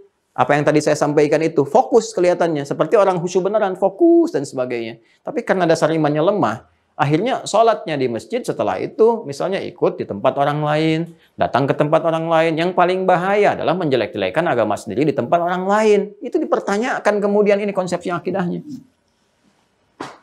Dipertanyakan. Nah, kalau kita sedang ngaji ya, kalau ngaji kan kita bahas ini kan pemikiran ya, yang bersumber pada hukum mutlak. Ini nggak bisa ditawar kalau yang seperti ini. Jadi kalau dia debat makin bermasalah. Wah, ini nggak benar nih, Anda berarti makin nggak benar itu. Oh, dijelaskan yang benar kok masih menjawab itu nggak benar. Berarti makin nggak benar. Ini kan menjelaskan yang baku, yang nggak ada perbedaan ulama di sini. Ulama semua sepakat, nggak ada bedanya. Anda beda sendiri. Berarti Anda aneh, Joni. Gitu. Jadi ini jadi persoalan. Jadi kalau ini masih didebat, berarti benar-benar bermasalah. Ya.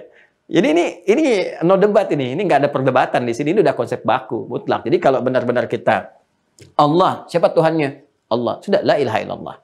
Dan praktek la ilaha illallah itu apa buktinya dalam kehidupannya? Kita menyembahnya, menghormati orang lain. Maka kan bergaul biasa saja. Nabi bergaul dengan Nasrani, ya kan?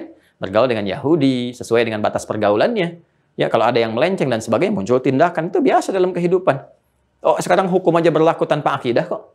Apakah seorang pencuri akan ditanya dulu, apa agamanya? Kan tidak ya, pencuri ya pencuri. Kan? Ya, kita kadang-kadang mencampur adukan antara hukum-hukum terkait praktek dengan kehidupan dengan persoalan akidah, dibawa-bawa gitu kan. Dan kadang-kadang nggak berimbang. Nggak berimbang. Ini banyak lah, nanti kalau saya contohkan makin melebar. Ya, jadi ini dulu nih, supaya kita paham. Jelas ya? Kalau ditanya, siapa Tuhanmu? Allah. Ini harus ada. Ini harus komitmen. Kalau dua-duanya kuat, nanti jadi kekuatan di dalam jiwa. Wah, dunia ini kecil ya. Dunia kecil. Demi Allah saya katakan, dunia kecil. Nikmat kehidupan tuh kayaknya enak aja gitu. Semua lillah. Semua pekerjaan tuh karena Allah. Aktivitas enak. Nggak ada kekhawatiran berlebihan, ada ketenangan. Ya, Islam itu kan kepatuhan, ketundukan. Kalau kita Islam patuh tunduk dengan silmi. Caranya itu silmi, ya ayyuhalladzina amanu dukhulu fis silmi kafah. Kan? Islam itu frame dinnya, Quran surah 3 ayat 19, silmi itu ajarannya dengan sempurna, Quran surah kedua ayat 208. Kalau sudah itu dapat salam. Quran surah ke-19 ayat 15, wassalamun alaihi yawma wulida wa yawma yamutu wa yawma yub'atsu hayya. Salam itu kedamaian, ketentraman, kebaikan. Ya, makanya surga disebut Darussalam. Kita berdoa Allahumma antas salam wa minkas salam tabarakta ya dzal jalali wal ikram. Semua ada kaitannya. Semua ada kaitannya teman-teman sekalian. Makanya orang berislam itu kalau benar Islam ya tenang hatinya, jiwanya damai. Karena sering hubungan dengan Allahnya ditata dengan baik. Ya ingat tuh zikir. Makanya zikir itu juga isinya ibadah. Zikir itu Quran kan, Quran surah ke-15 ayat 9, inna nahnu nazzalna dzikra wa inna lahu lahafidhun. Quran disebut zikir. Menghafal bahkan 4 kali daripada membaca. Quran surah ke-54, ayat 17, 22, 32, 40. Wa laqad yassarnal Qur'ana lidzikri. Berdoa menghubungkan kita dengan Allah disebut zikir. Quran surah 7 ayat 205. Wadhkur rabbaka fi nafsika tadarruan wa khifatan wa duna jahri minal qaul. Ya, kalimat thayyibah subhanallah alhamdulillah Allahu akbar astagfirullah itu zikir juga. Quran surah keempat ayat 103. Fa idza qadaitumus salata fadhkurullaha qiyaman wa qu'udan wa 'ala junubikum. Ya, kita salat itu zikir juga. Salat itu puncak zikir karena di situ istighfar, kita berdoa, kita baca Quran, semua ada di situ, kumpul di situ, itu puncaknya. Ya, zikir itu Quran surah ke-20 ayat 14. Innani anallahu la ilaha illa ana fa'budni wa aqimis salata li dzikri. Dan semua itu ibadah kan? Jadi ibadah itu menjadikan kita ingat kepada Allah, menghubungkan online kita kuat dengan Allah, zikir namanya, maka muncullah istilah zikrullah. Sekarang apa fungsi zikir? Quran surah 13 ayat 28. Ala bi dzikrillahi tatma'innul qulub. Yakinkan pada dirimu dengan zikir kepada Allah itu hati kita menjadi tenang. Jadi kalau berislam dengan baik itu tenang, nyaman, nggak ada masalah, ya. Datang maut ya meninggal, masih hidup ya beraktivitas hayatan thayyibah, mau meninggal berusaha husnul khatimah, masalahnya apa? Kalau dipertahankan juga meninggal juga, pulang juga, ya. Jadi berislam itu enak sebetulnya, menyenangkan, menenangkan. Tapi kalau ada yang masih gelisah, nggak tenang dan sebagainya, ya artinya mesti belajar kembali supaya menata dengan baik. Ya, nah, sekarang sudah yakin, sudah siap menyembah Allah dan sebagainya. Bagaimana berinteraksinya dalam penyembahan itu? Bagaimana memanggil Allah? Bagaimana melihat tanda-tanda keesaan Allah di sekitaran kita untuk menghadirkan kekuatan itu? Nah, ini yang tadi saya maksudkan dalam terusan bahasan kita. Kita harus mengenal apa yang Allah perkenalkan kepada kita di Quran.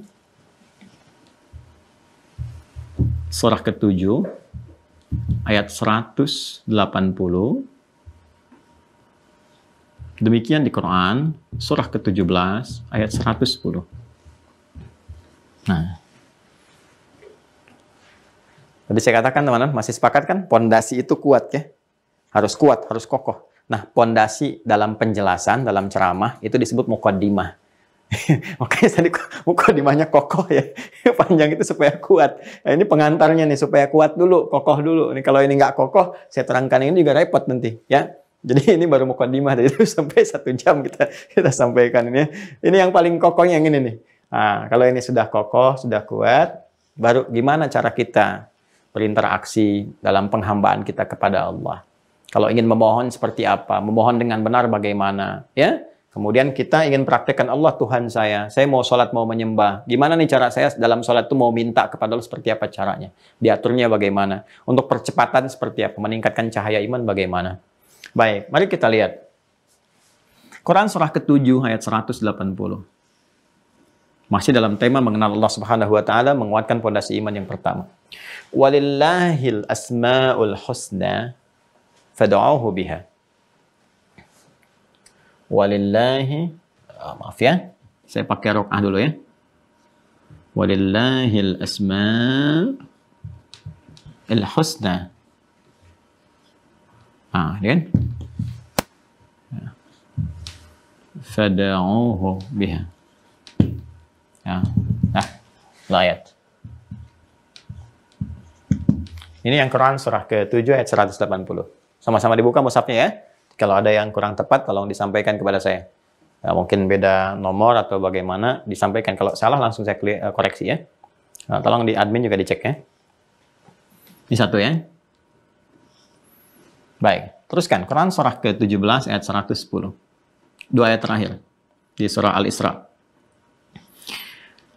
Qulid Allah. Qulid Allah. Qulid Allah. Awid Ar-Rahman. Awid Ar-Rahman. Ayyamma tad'u falahul asma'ul husna. Falahul asma'ul husna. Nah, ini dia. Ini poinnya. Ya. Kita masuk dari yang pertama dulu ya. Walillahil asma'ul husna fad'uuhu biha. Kita bertanya, ya Allah, aku menetapkan Engkau sebagai Tuhan. Aku ingin menyembah-Mu, ya Allah. Aku ingin menghadirkan penghambaanku kepadamu dengan sempurna, supaya Engkau berikan cahaya dalam hidupku, yang membimbing aku menerangi kehidupanku untuk beraktivitas, ya Allah. Bagaimana cara aku berinteraksi denganmu? Bagaimana cara aku memohon, memanggilmu? Maka Allah katakan, walillahil asmaul husna. Allah memiliki nama-nama yang terbaik, yang terindah. Husnun itu menunjukkan sifat baik, indah, ya, segala yang mulia lah ada di situ. Ya, nanti hybridnya dari kata hasuna asalnya, hasuna yahsunu, jadi nanti bisa husna, bisa hasan, ya tasgirnya Husain. Husain itu kan Hasan kecil. Ya, Nabi SAW punya cucu Al Hasan wal Husain di antaranya. Ya, Hasan yang baik, yang mulia, gitu kan. Husain itu Hasan kecil. Di tasgir di ilmu sharaf itu tasgir. Fuail, ya Fuail. Abid Ubaid, Omar Omer, gitu kan. Tinggal pakai wail, gitu kan. Apa namanya? Ya itu tinggal menggunakan rumus seperti itu konsepsinya. Nah, kalau kita ambil walillahil asmaul husna, dan bagi Allah Subhanahu wa taala punya nama-nama yang indah, yang baik, yang mulia. Bukan sekedar nama. Fad'uhu biha. Maka silahkan panggil, ya, kontak Allah Subhanahu wa taala, onlinekan dirimu, bersimpuh kepadanya biha, dengan memanggil Allah Subhanahu wa taala dengan nama-nama terbaik itu. Nah, sampai sini saja teman-teman sekalian. Itu bukan sekedar kalimat menunjuk kepada nama, dan bukan sekedar hafalan biasa. Jadi seringkali, mohon maaf, kita harus bisa merenungi diri kita untuk membedakan antara masa pra-balik dengan saat balik dan pasca balik. Jadi kalau pra-balik lebih banyak menghafal. Anak-anak kecil kan menerima informasi sebagai data dia. Data, informasi, nanti supaya diolah informasi yang sudah sampai di benaknya di pengetahuan ketika dia beranjak dewasa. Makanya kan waktu kecil itu lebih banyak dikasih kosakata, pengetahuan. Karena itu orang tua bersikap yang baik supaya didengar yang baik-baik, dilihat yang baik-baik. Setelah itu dijelaskan kan, semakin dia naik ke atas, semakin banyak bertanya. Itu bertanya itu mengolah informasi di pengetahuan. Setelah jadi pengetahuan, jadi sikap pada anak itu untuk bersikap. Ya, itu kan seperti itu normalnya. Ya, nah, jadi kalau kita masih menghafal, ya itu berarti masih dalam tahap yang prabalik tuh. Ya, kalau kita sudah balik, apalagi pasca balik dalam kondisi sekarang ini, kita harus mengolah semua informasi itu jadi pengetahuan supaya jadi sikap kita diterapkan dalam ibadah. Karena konsepsi ini untuk ibadah. Fad'uhu biha itu kalimat untuk ibadah. Ya, karena doa itu kan ibadah. Masih ingat teman-teman sekalian? Doa kan ibadah. Ya, masih hafal ayatnya ketika kita sampaikan di pertemuan yang lalu itu? Ya. Innalladzina yastakbiruna an ibadati, sungguh orang-orang yang merasa sombong enggak mau ibadah kepada aku. Ibadah itu kan doa disebutkannya. Ya. Wa qala rabbukum ud'uni astajib lakum. Dan Rabbu berfirman, ya, berdoalah kepada aku. Aku pasti akan jawab. Berdoa kepada Allah, aku pasti akan jawab. Dan doa itu disebut ibadah langsung oleh Allah. Innalladzina yastakbiruna an ibadati. Orang-orang yang sombong nggak mau berdoa kepadaku, doa itu disebut ibadah. Jadi ketika Allah perintahkan berdoalah, mintalah, bersimpuhlah kepadaku, ini ibadah. Ini sedang praktek ini. Jadi ketika Anda bertanya bagaimana cara beribadah kami kepadamu ya Allah, ini kamu ibadah nih, panggil saya. Ya, melalui apa? Ini al-asmaul husna. Jadi ketika kita menyampaikan, mempraktekkan al-asmaul husna, bukan sekedar Allah menghadirkan nama yang indah, tapi ada konsepsi ibadah di situ. Makanya ketika dipraktekkan ibadah itu melahirkan poin-poin dalam kehidupan. Kan kata husna ini, teman-teman sekalian, ini kalau kita turunkan ini hybridnya ya, turunan-turunan atau derivasinya dari kata hasuna kan. Nah, hasuna kata dasarnya nih. Nanti di sini misalnya muncul Hasan, ya, Husain misalnya kan, Hasan kecil. Kemudian ada Hasanah, kan? Hasanah. Kemudian apalagi husna. Ini kan sesuai dengan sifat kalimat sebelumnya.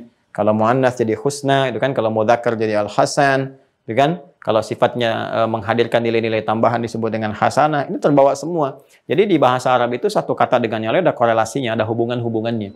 Nah, ini husna menyifati nama-nama yang mulia, nama-nama yang indah, yang terkumpul semua kebaikan-kebaikan di dalamnya. Tapi bukan sekedar nama.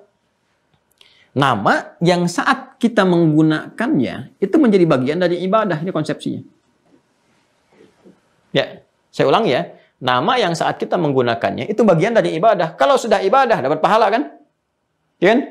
Berapa pahalanya? Setiap satu itu 10 poin. Maka disebutkan di Quran surah ke-6 ayat 160.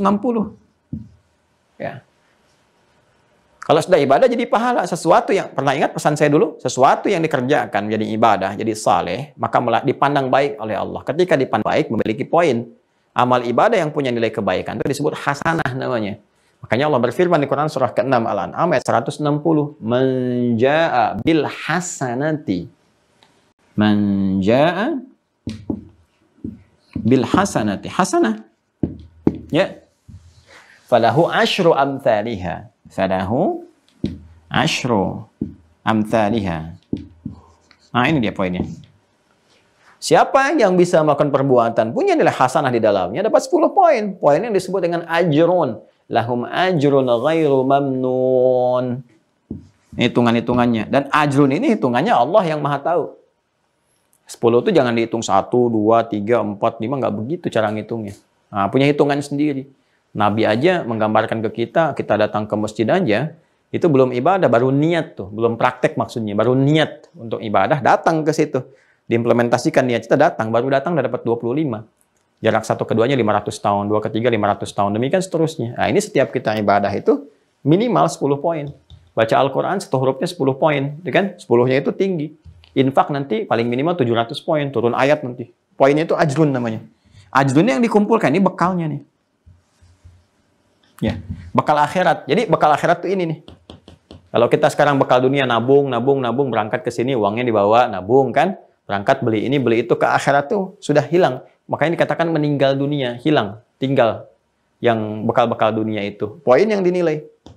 Makanya kita berharap semua kegiatan dunia kita memiliki nilai hasanah, hasanahnya akan terkumpul di akhirat untuk dilihat, sehingga membebaskan kita dari ancaman-ancaman akhirat. Di dunia aja nggak punya bekal terancam kok. Terancam Anda, nggak punya bekal, pergi kemana, nggak ada bekalnya terancam. Capek, lihat, mungkin dijaili orang, macam-macam. Nah ini ke akhirat nggak bawa bekal, ya ancamannya tinggi. Makanya kita selalu berdoa di Quran surah kedua, Al-Baqarah, ayat 201. Ayat 201. Wa minhum, dan diantara manusia itu mayyaqulu, ada yang sering berdoa, Rabbana atina fid dunya hasanah wa fil akhirati hasanah wa qina adzabannar. Ya kan? Dan diantara manusia itu ada yang sering berdoa mohon kepada Allah supaya aktivitas dunianya itu punya nilai akhiratnya. Yang di akhirat bisa dilihat, hasanah dunia, hasanah nampak di akhirat, ya kan? Dan itu menghindarkan dia dari ancaman neraka. Jadi ketika kita ingin turunkan kepada bentuk sifat, turunan dari hybrid ini, derivasi kata hasanah ini, ketemu juga salah satunya husna. Jadi ketika kita ibadah menggunakan al-asmaul husna, baru menyebut nama Allah dengan al-asmaul husna, itu punya poin. Ya. Dan bukan sekedar itu. Ada feedbacknya kepada kita, karena semua ibadah itu punya feedback. Ya, punya dampaknya. Punya timbal baliknya. Sekarang apa hubungan sholat dengan diri kita? Itu bukan sekedar kita hanya membuktikan keimanan kita pada Allah, komitmen kita untuk ibadah, bukan. Ada manfaatnya untuk kita. Ya, karena itu semua kembali kepada kita. Allah nggak butuh dengan ruku dan sujud kita. Dampaknya ke kita lagi dengan penghambaan itu diberikan sesuatu kepada kita. Jadi kita yang butuh. Makanya sholat menjadi wajib itu karena ada bagian dari kebutuhan hidup kita ada di situ. Ya, apa diantaranya misalnya kepada sikap, kepada perilaku, turun Quran surah 29 ayat 45. Utslu ma ukhya ilaika minal kitab wa aqimis shalah. Untuk apa salat? Inna salata tanha 'anil fahsya wal munkar. Menjaga perilaku kita dari perbuatan-perbuatan menyimpang, baik dari pengendalian nafsu yang tidak benar, fahsya, ataupun perbuatan yang diingkari oleh hati, mungkar. Makanya anak dari kecil, kenapa fikih pertama yang diajarkan salat? Usia 7 tahun ingatkan begini, 10 tahun kalau belum mengerti berikan pelajaran membuat dia mengerti. Salat dulu. Kenapa salat? Karena kalau salatnya tidak bagus, jadi anak baik. Itu rahasianya. Jadi anak baik, kalau benar jadi anak baik. Nah, ini sekarang agak lompat nih. Ya, rukun Islam yang kedua belum sempurna, udah masuk ke manasik. Rukun Islam yang kelima, anak TK udah boleh manasik. Sementara salatnya belum sempurna. Salah enggak? Enggak. Saya tidak menyalahkan. Salah sih tidak, cuman lompat. Ya. Jadi kalau dia kemudian sudah baik tuh, enak tuh ke atasnya. Runtut. Ini rahasianya, ada feedbacknya ada.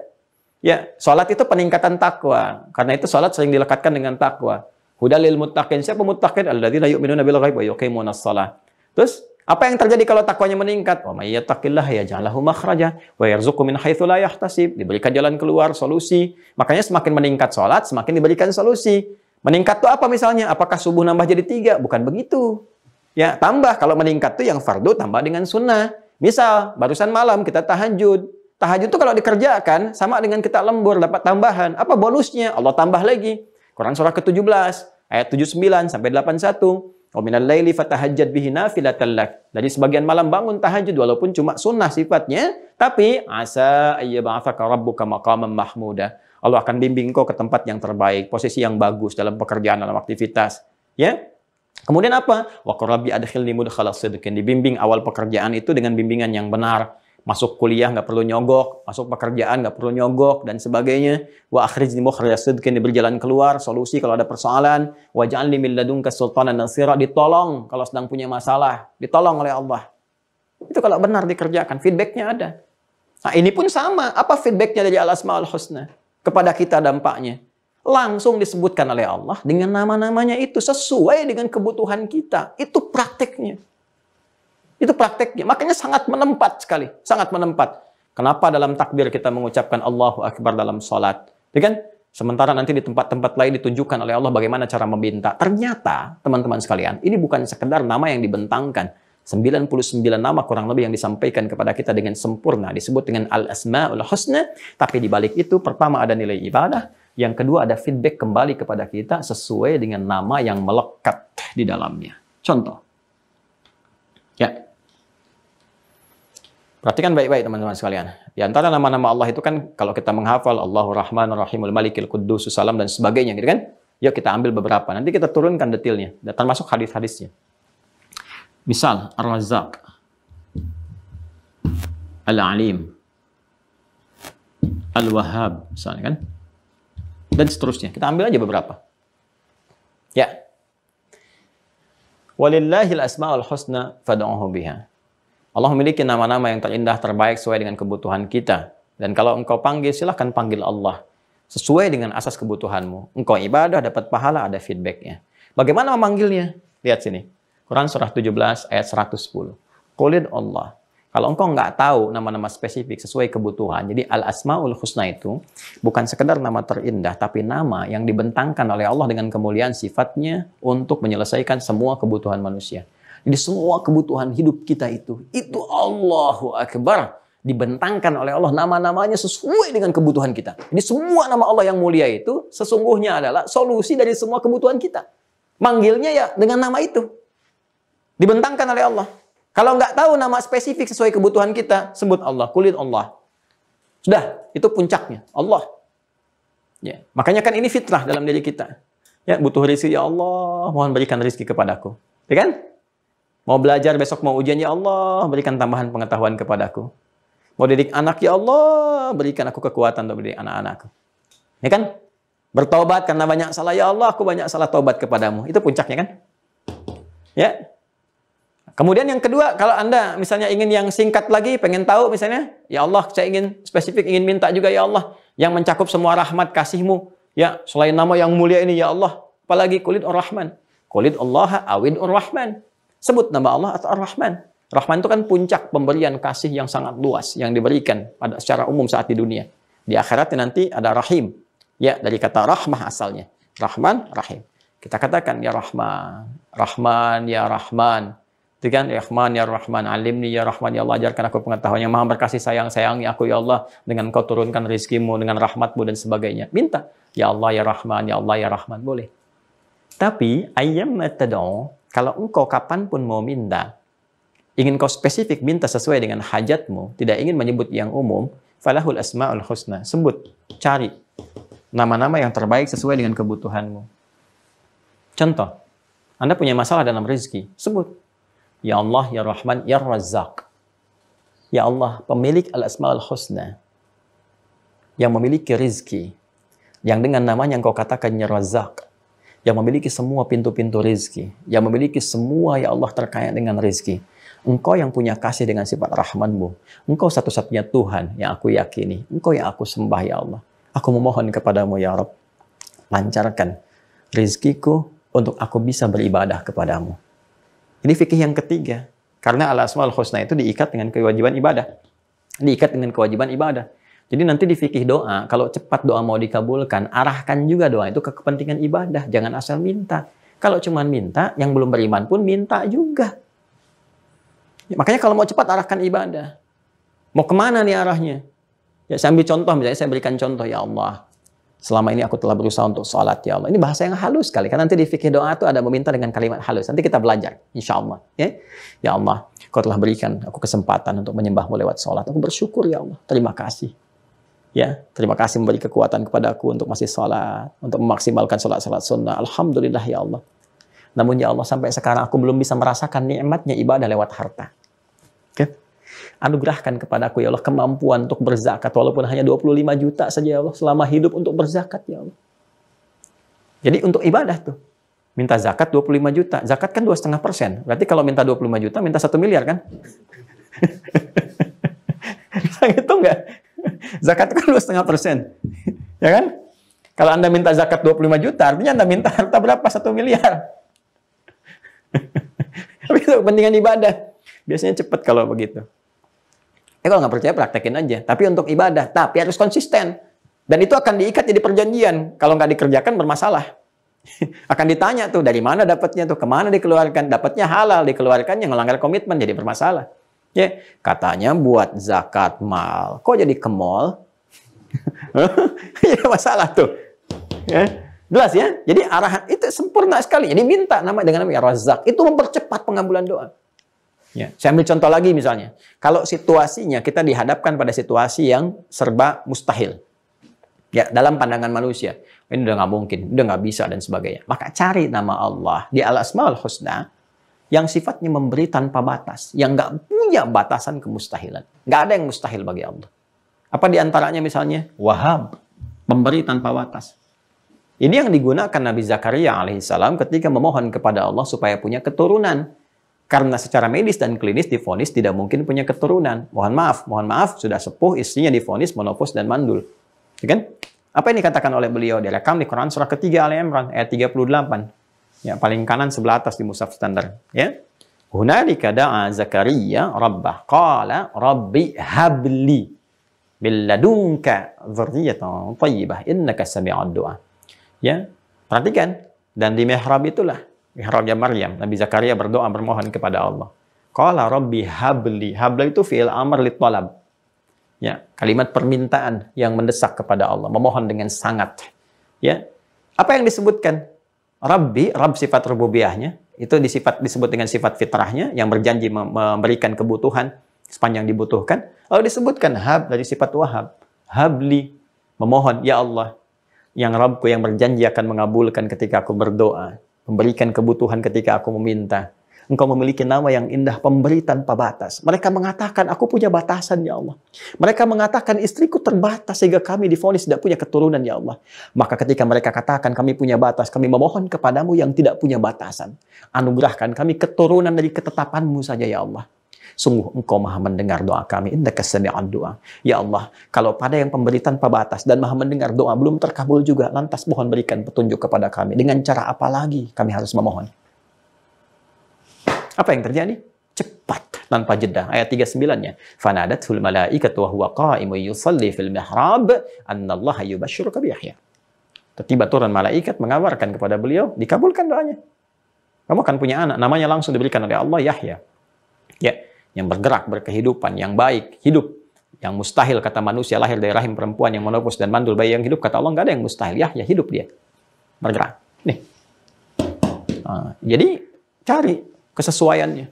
Cari kesesuaiannya. Kalau Anda memohon, cari yang sesuai. Ya, mohon pengetahuan ya alim, gitu kan?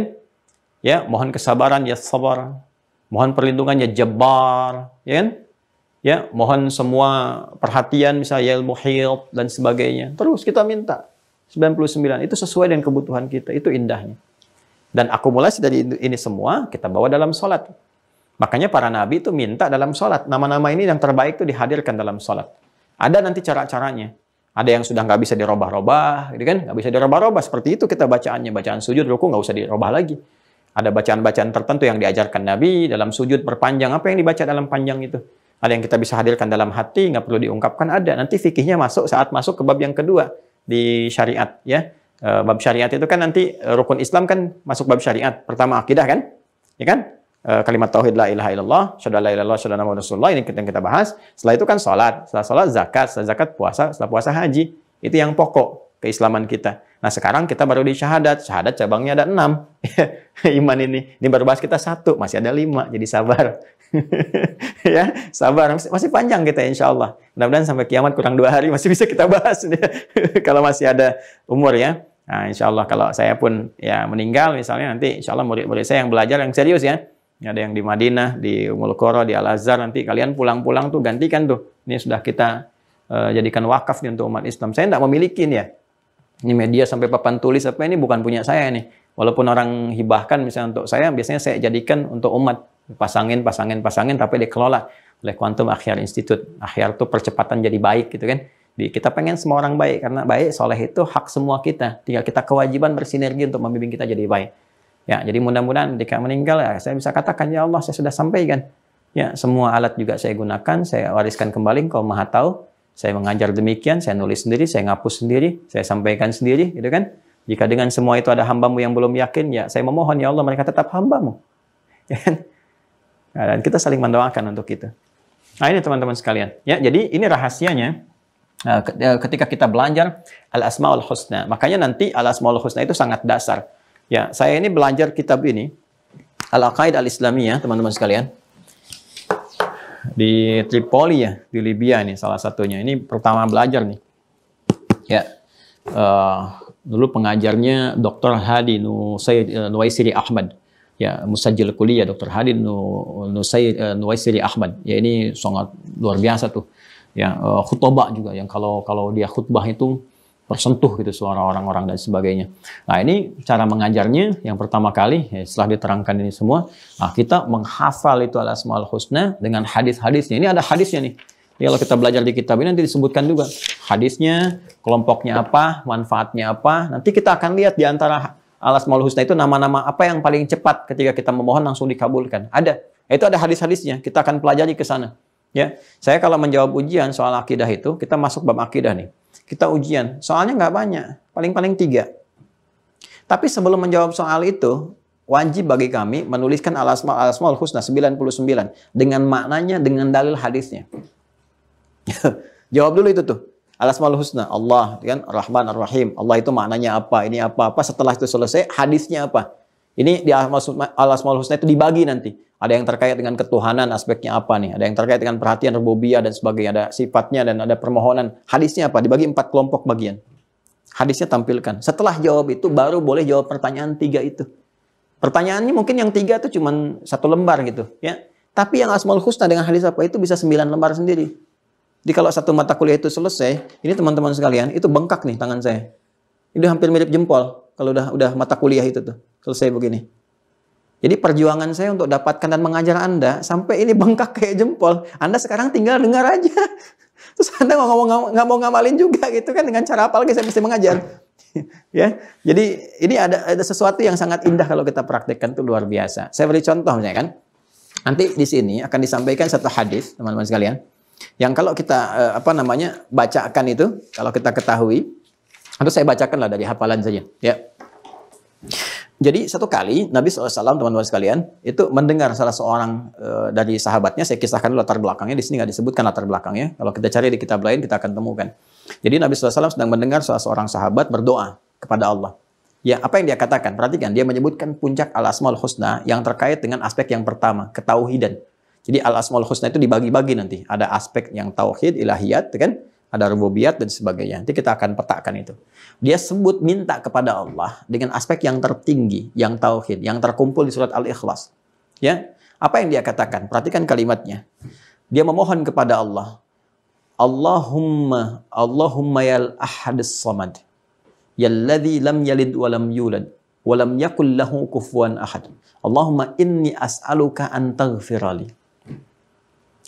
Perhatikan kalimatnya. Allahumma yal ahadus samad yalladzi lam yalid wa lam yulad wa lam yakul lahu kufuwan ahad. Allahumma inni as'aluka an taghfirali. Ya Allah, aku memohon dengan puncak namamu yang tertinggi. Yal ahad yas samad. Kan as-samad juga termasuk Al-Asmaul Husna. Ya kan? Ya Allah, aku memohon dengan puncak namamu yang tertinggi. Allah, aku sekarang punya persoalan, aku akan gantungkan kepadamu seluruhnya. Wah, itu paling gampang tuh. Di semua persoalan kita digantungkan kepada Allah. Allah Maha tahu apa aja masalah kita tuh. Jadi bahasa paling gampangnya gini, saya punya banyak masalah ya Allah, saya ingin diselesaikan. Dan Kau Maha tahu masalah saya apa saja. Masalah kesehatan, masalah harta, masalah apa. Kan kita ini banyak masalah kan? Ya kan? Persoalan hidup kita banyak persoalan. Kita gantungkan kepada Allah. Dia cari kalimat ini pintar sekali. Rumus ekonomi dipakai nih. Ya, dengan modal yang sedikit, keuntungan yang paling banyak gitu kan. Dia mohon kepada Allah dengan namanya tuh puncak. Ya Allah ya Samad. Saya gantungkan semua. Ya, Semua kebutuhan hidup saya, ya Allah ya Al-Ahad, hanya kepadamu, Tuhan yang Esa. Aku berkomitmen menuhankan Engkau, menepikan yang lain, dan menghambakan diriku kepadamu ya Allah. As-Samad, semua aku gantungkan sekarang kepadamu. Yalladzi lam yalid wa lam yulad. Aku bersaksi ya Allah, tidak ada Tuhan selain Engkau. Tidak ada Tuhan yang diperanakan yang beranak. Walam yakul lahu kufuwan ahad. Tidak ada syarikat bagimu. Sangat mudah bagimu mengabulkan doaku tanpa harus meminta kepada yang lain. Tanpa harus kompromi dengan yang lain. Engkau Tuhan yang Esa. Anda bayangkan. Semua dimunculkan tuh. Semua kekuatan yang terhubung dengan Allah. Aku cuma minta ya Allah. Allahumma inni as'aluka an taghfirali. Aku cuma mohon ampuni aku ya Allah. Wah ini fakih nih orang nih. Karena ampunan itu kalau sudah diberikan, cinta datang. Kalau cinta datang, nggak minta pun dikasih. Bapak ibu itu mencintai anak. Saking cintanya, anak nggak minta dibeliin sepeda. Anak nggak minta dibeliin baju baru. Itu cinta itu namanya.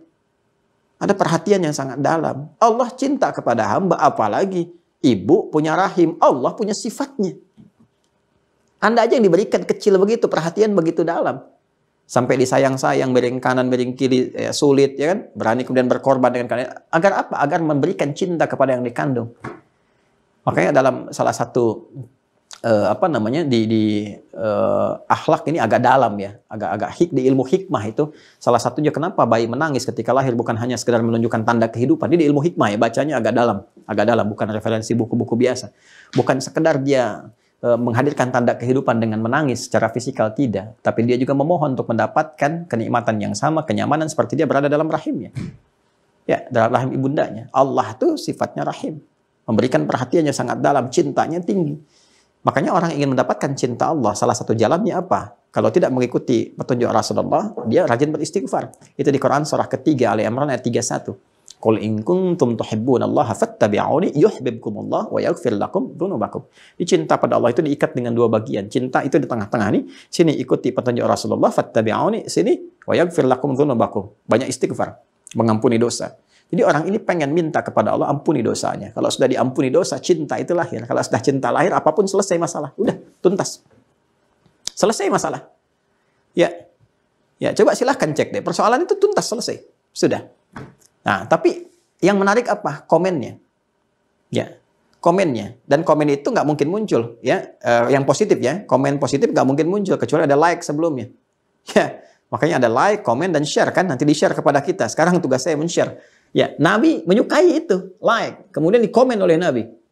Ara'aita bima da'ut? Kamu sadar nggak tadi itu kamu berdoa itu nyebutnya apa? Ya, kamu dengan apa tadi berdoa? Sadar nggak kamu minta itu dengan apa? Apa jawab orang ini? Allah wa rasuluhu a'lam. Allah dan Rasul yang Maha mengetahui. Kata Nabi, laqad da'auta. Ya. Bismillahil a'zam. Sungguh engkau telah memohon kepada Allah dengan namanya yang paling tinggi, yang paling agung. Ya. Wa idza du'iya biha ajaba wa idza su'ila biha a'ta. Yang kalau engkau berdoa dengannya, doamu akan dikabulkan, dan kalau engkau meminta pasti akan diberikan. Nah, jadi fikih al-asmaul husna itu kalau benar kita gunakan, itu dijawab, diberikan jalan kemudahan. Itu level orang biasa. Nabi Zakaria memohon yang mustahil dikasih oleh Allah. Jadi ini bukan main-main, bukan sembarangan. Nah, kapan al-asmaul husna itu berfungsi? Ketika kita mohonkan, baik dalam sholat puncak, ya tiap hari kita minta 17 kali. Kita mohonkan kepada Allah, iyyaka na'budu wa iyyaka nasta'in. Dan setelah itu kita mohon kepada Allah dengan kebaikan-kebaikan dan sebagainya. Sujud ruku kita minta. Berapa yang dijawab? Apakah setiap orang yang menyampaikan ini akan dijawab? Belum tentu. Kalau dia tidak bacakan itu dengan iman. Nah, karena itu saya baru berikan pengantar seperti ini. Nanti kita akan turunkan kepada fikih ibadah untuk prakteknya saat masuk kepada gambarannya. Jadi pelajaran yang kita dapatkan di pertemuan hari ini adalah ketika kita sudah meyakini Allah sepenuhnya sebagai Tuhan, menepikan yang lainnya, berjanji untuk menyembahnya, maka kita harus optimalkan cara berinteraksi dengan Allah dalam konteks penyembahan kita kepadanya dengan memaksimalkan petunjuk Allah melalui al-asma'ul husna yang menunjuk kepada nama-nama dan sifat-sifatnya yang mulia. Ya, nanti yang selanjutnya kita akan coba petakan dari nama-nama ini, ya, arahnya kemana, bagaimana cara memintanya, seperti apa menggunakannya, dan menerapkan itu dalam tanda bacaan semesta.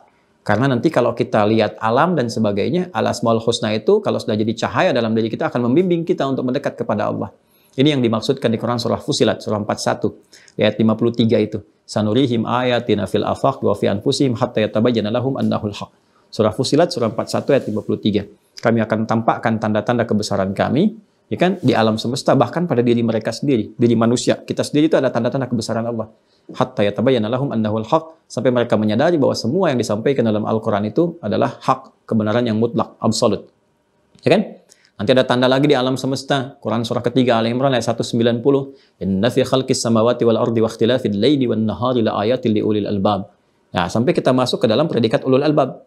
Jadi ada ulul absar, ulul nuha, ulul ilmi, ulul albab. Ulul albab itu kalau sudah melihat sesuatu, ingatnya Allah. Nah, jadi kalau kita sudah belajar benar al-asmaul husna ini, melekat jadi cahaya dalam diri kita, jadilah pribadi ulul albab. Jadi melihat apapun dekat kita dengan Allah, langsung kita panggil nama Allah itu. Allah, Ya Rahman, Ya Malik, Ya Quddus. Ya, Masya Allah. Itu melekat. Jadi bukan sekedar hafalan. Bukan sekedar hafalan. Ada makna di dalamnya. Kemudian di lautan juga begitu, ada ayatnya lagi. Quran surah kedua Al-Baqarah ayat 164. Inna fi khalqis samawati wal ardi. Ya kan? Wa ikhtilafil laili wan nahari wal fulki allati tajri fil bahr. Ya bima yanfa'un nas. Dan sungguh di antara penciptaan langit dan bumi, pergantian siang dan malam, dan kapal-kapal yang berlayar di lautan. Ya kan? Nah, itu semua tanda-tanda kebesaran Allah Subhanahu wa taala, disebutnya ayat. Ya, tanda yang mendekatkan pada Allah Subhanahu wa taala. Jadi di daratan ada tanda, di lautan ada tanda, sesuai profesi apapun.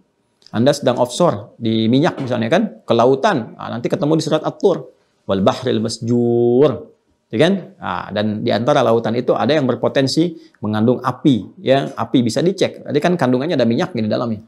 Ya, Anda yang berprofesi sebagai misalnya geologis atau penambang batu bara dan sebagainya, nah, nanti Anda bisa lihat lagi di surat Fatir ayat 27, ya. Anda bisa lihat bagaimana penampakan gunung-gunung yang bidun, judadun, yang ada kelihatan. Ada yang putih kandungannya apa, kemudian ada yang kehijau-hijauan kandungannya apa, ada yang keemas-emasan kandungannya apa, dan sebagainya. Orang tua kita bijak mengatakan di gunung Kencana, Kencana itu kan emas, dan sebagainya. Tapi Quran memberikan isyarat-isyarat, ada itu ilmunya. Ada ilmunya. Di biologi misalnya, ketika Anda baca Quran surah kedua-dua ayat yang kelima, Anda lihat bagaimana proses di dalam tubuh manusia itu. Yang SPOG itu kalau ayatnya hafal ini, sudah. Begitu melihat praktek, mengecek kehamilan seseorang dan sebagainya, itu sudah yang keluar itu Allah, zikir yang keluar. Karena pembuktian dari ayat-ayat Quran. Benar nyata adanya pada diri kita sendiri. Dibuktikan semua. Nah, itulah bagaimana menyinergikan antara pembelajaran, akidah, tauhid, asmaul husna, dan praktek kehidupan.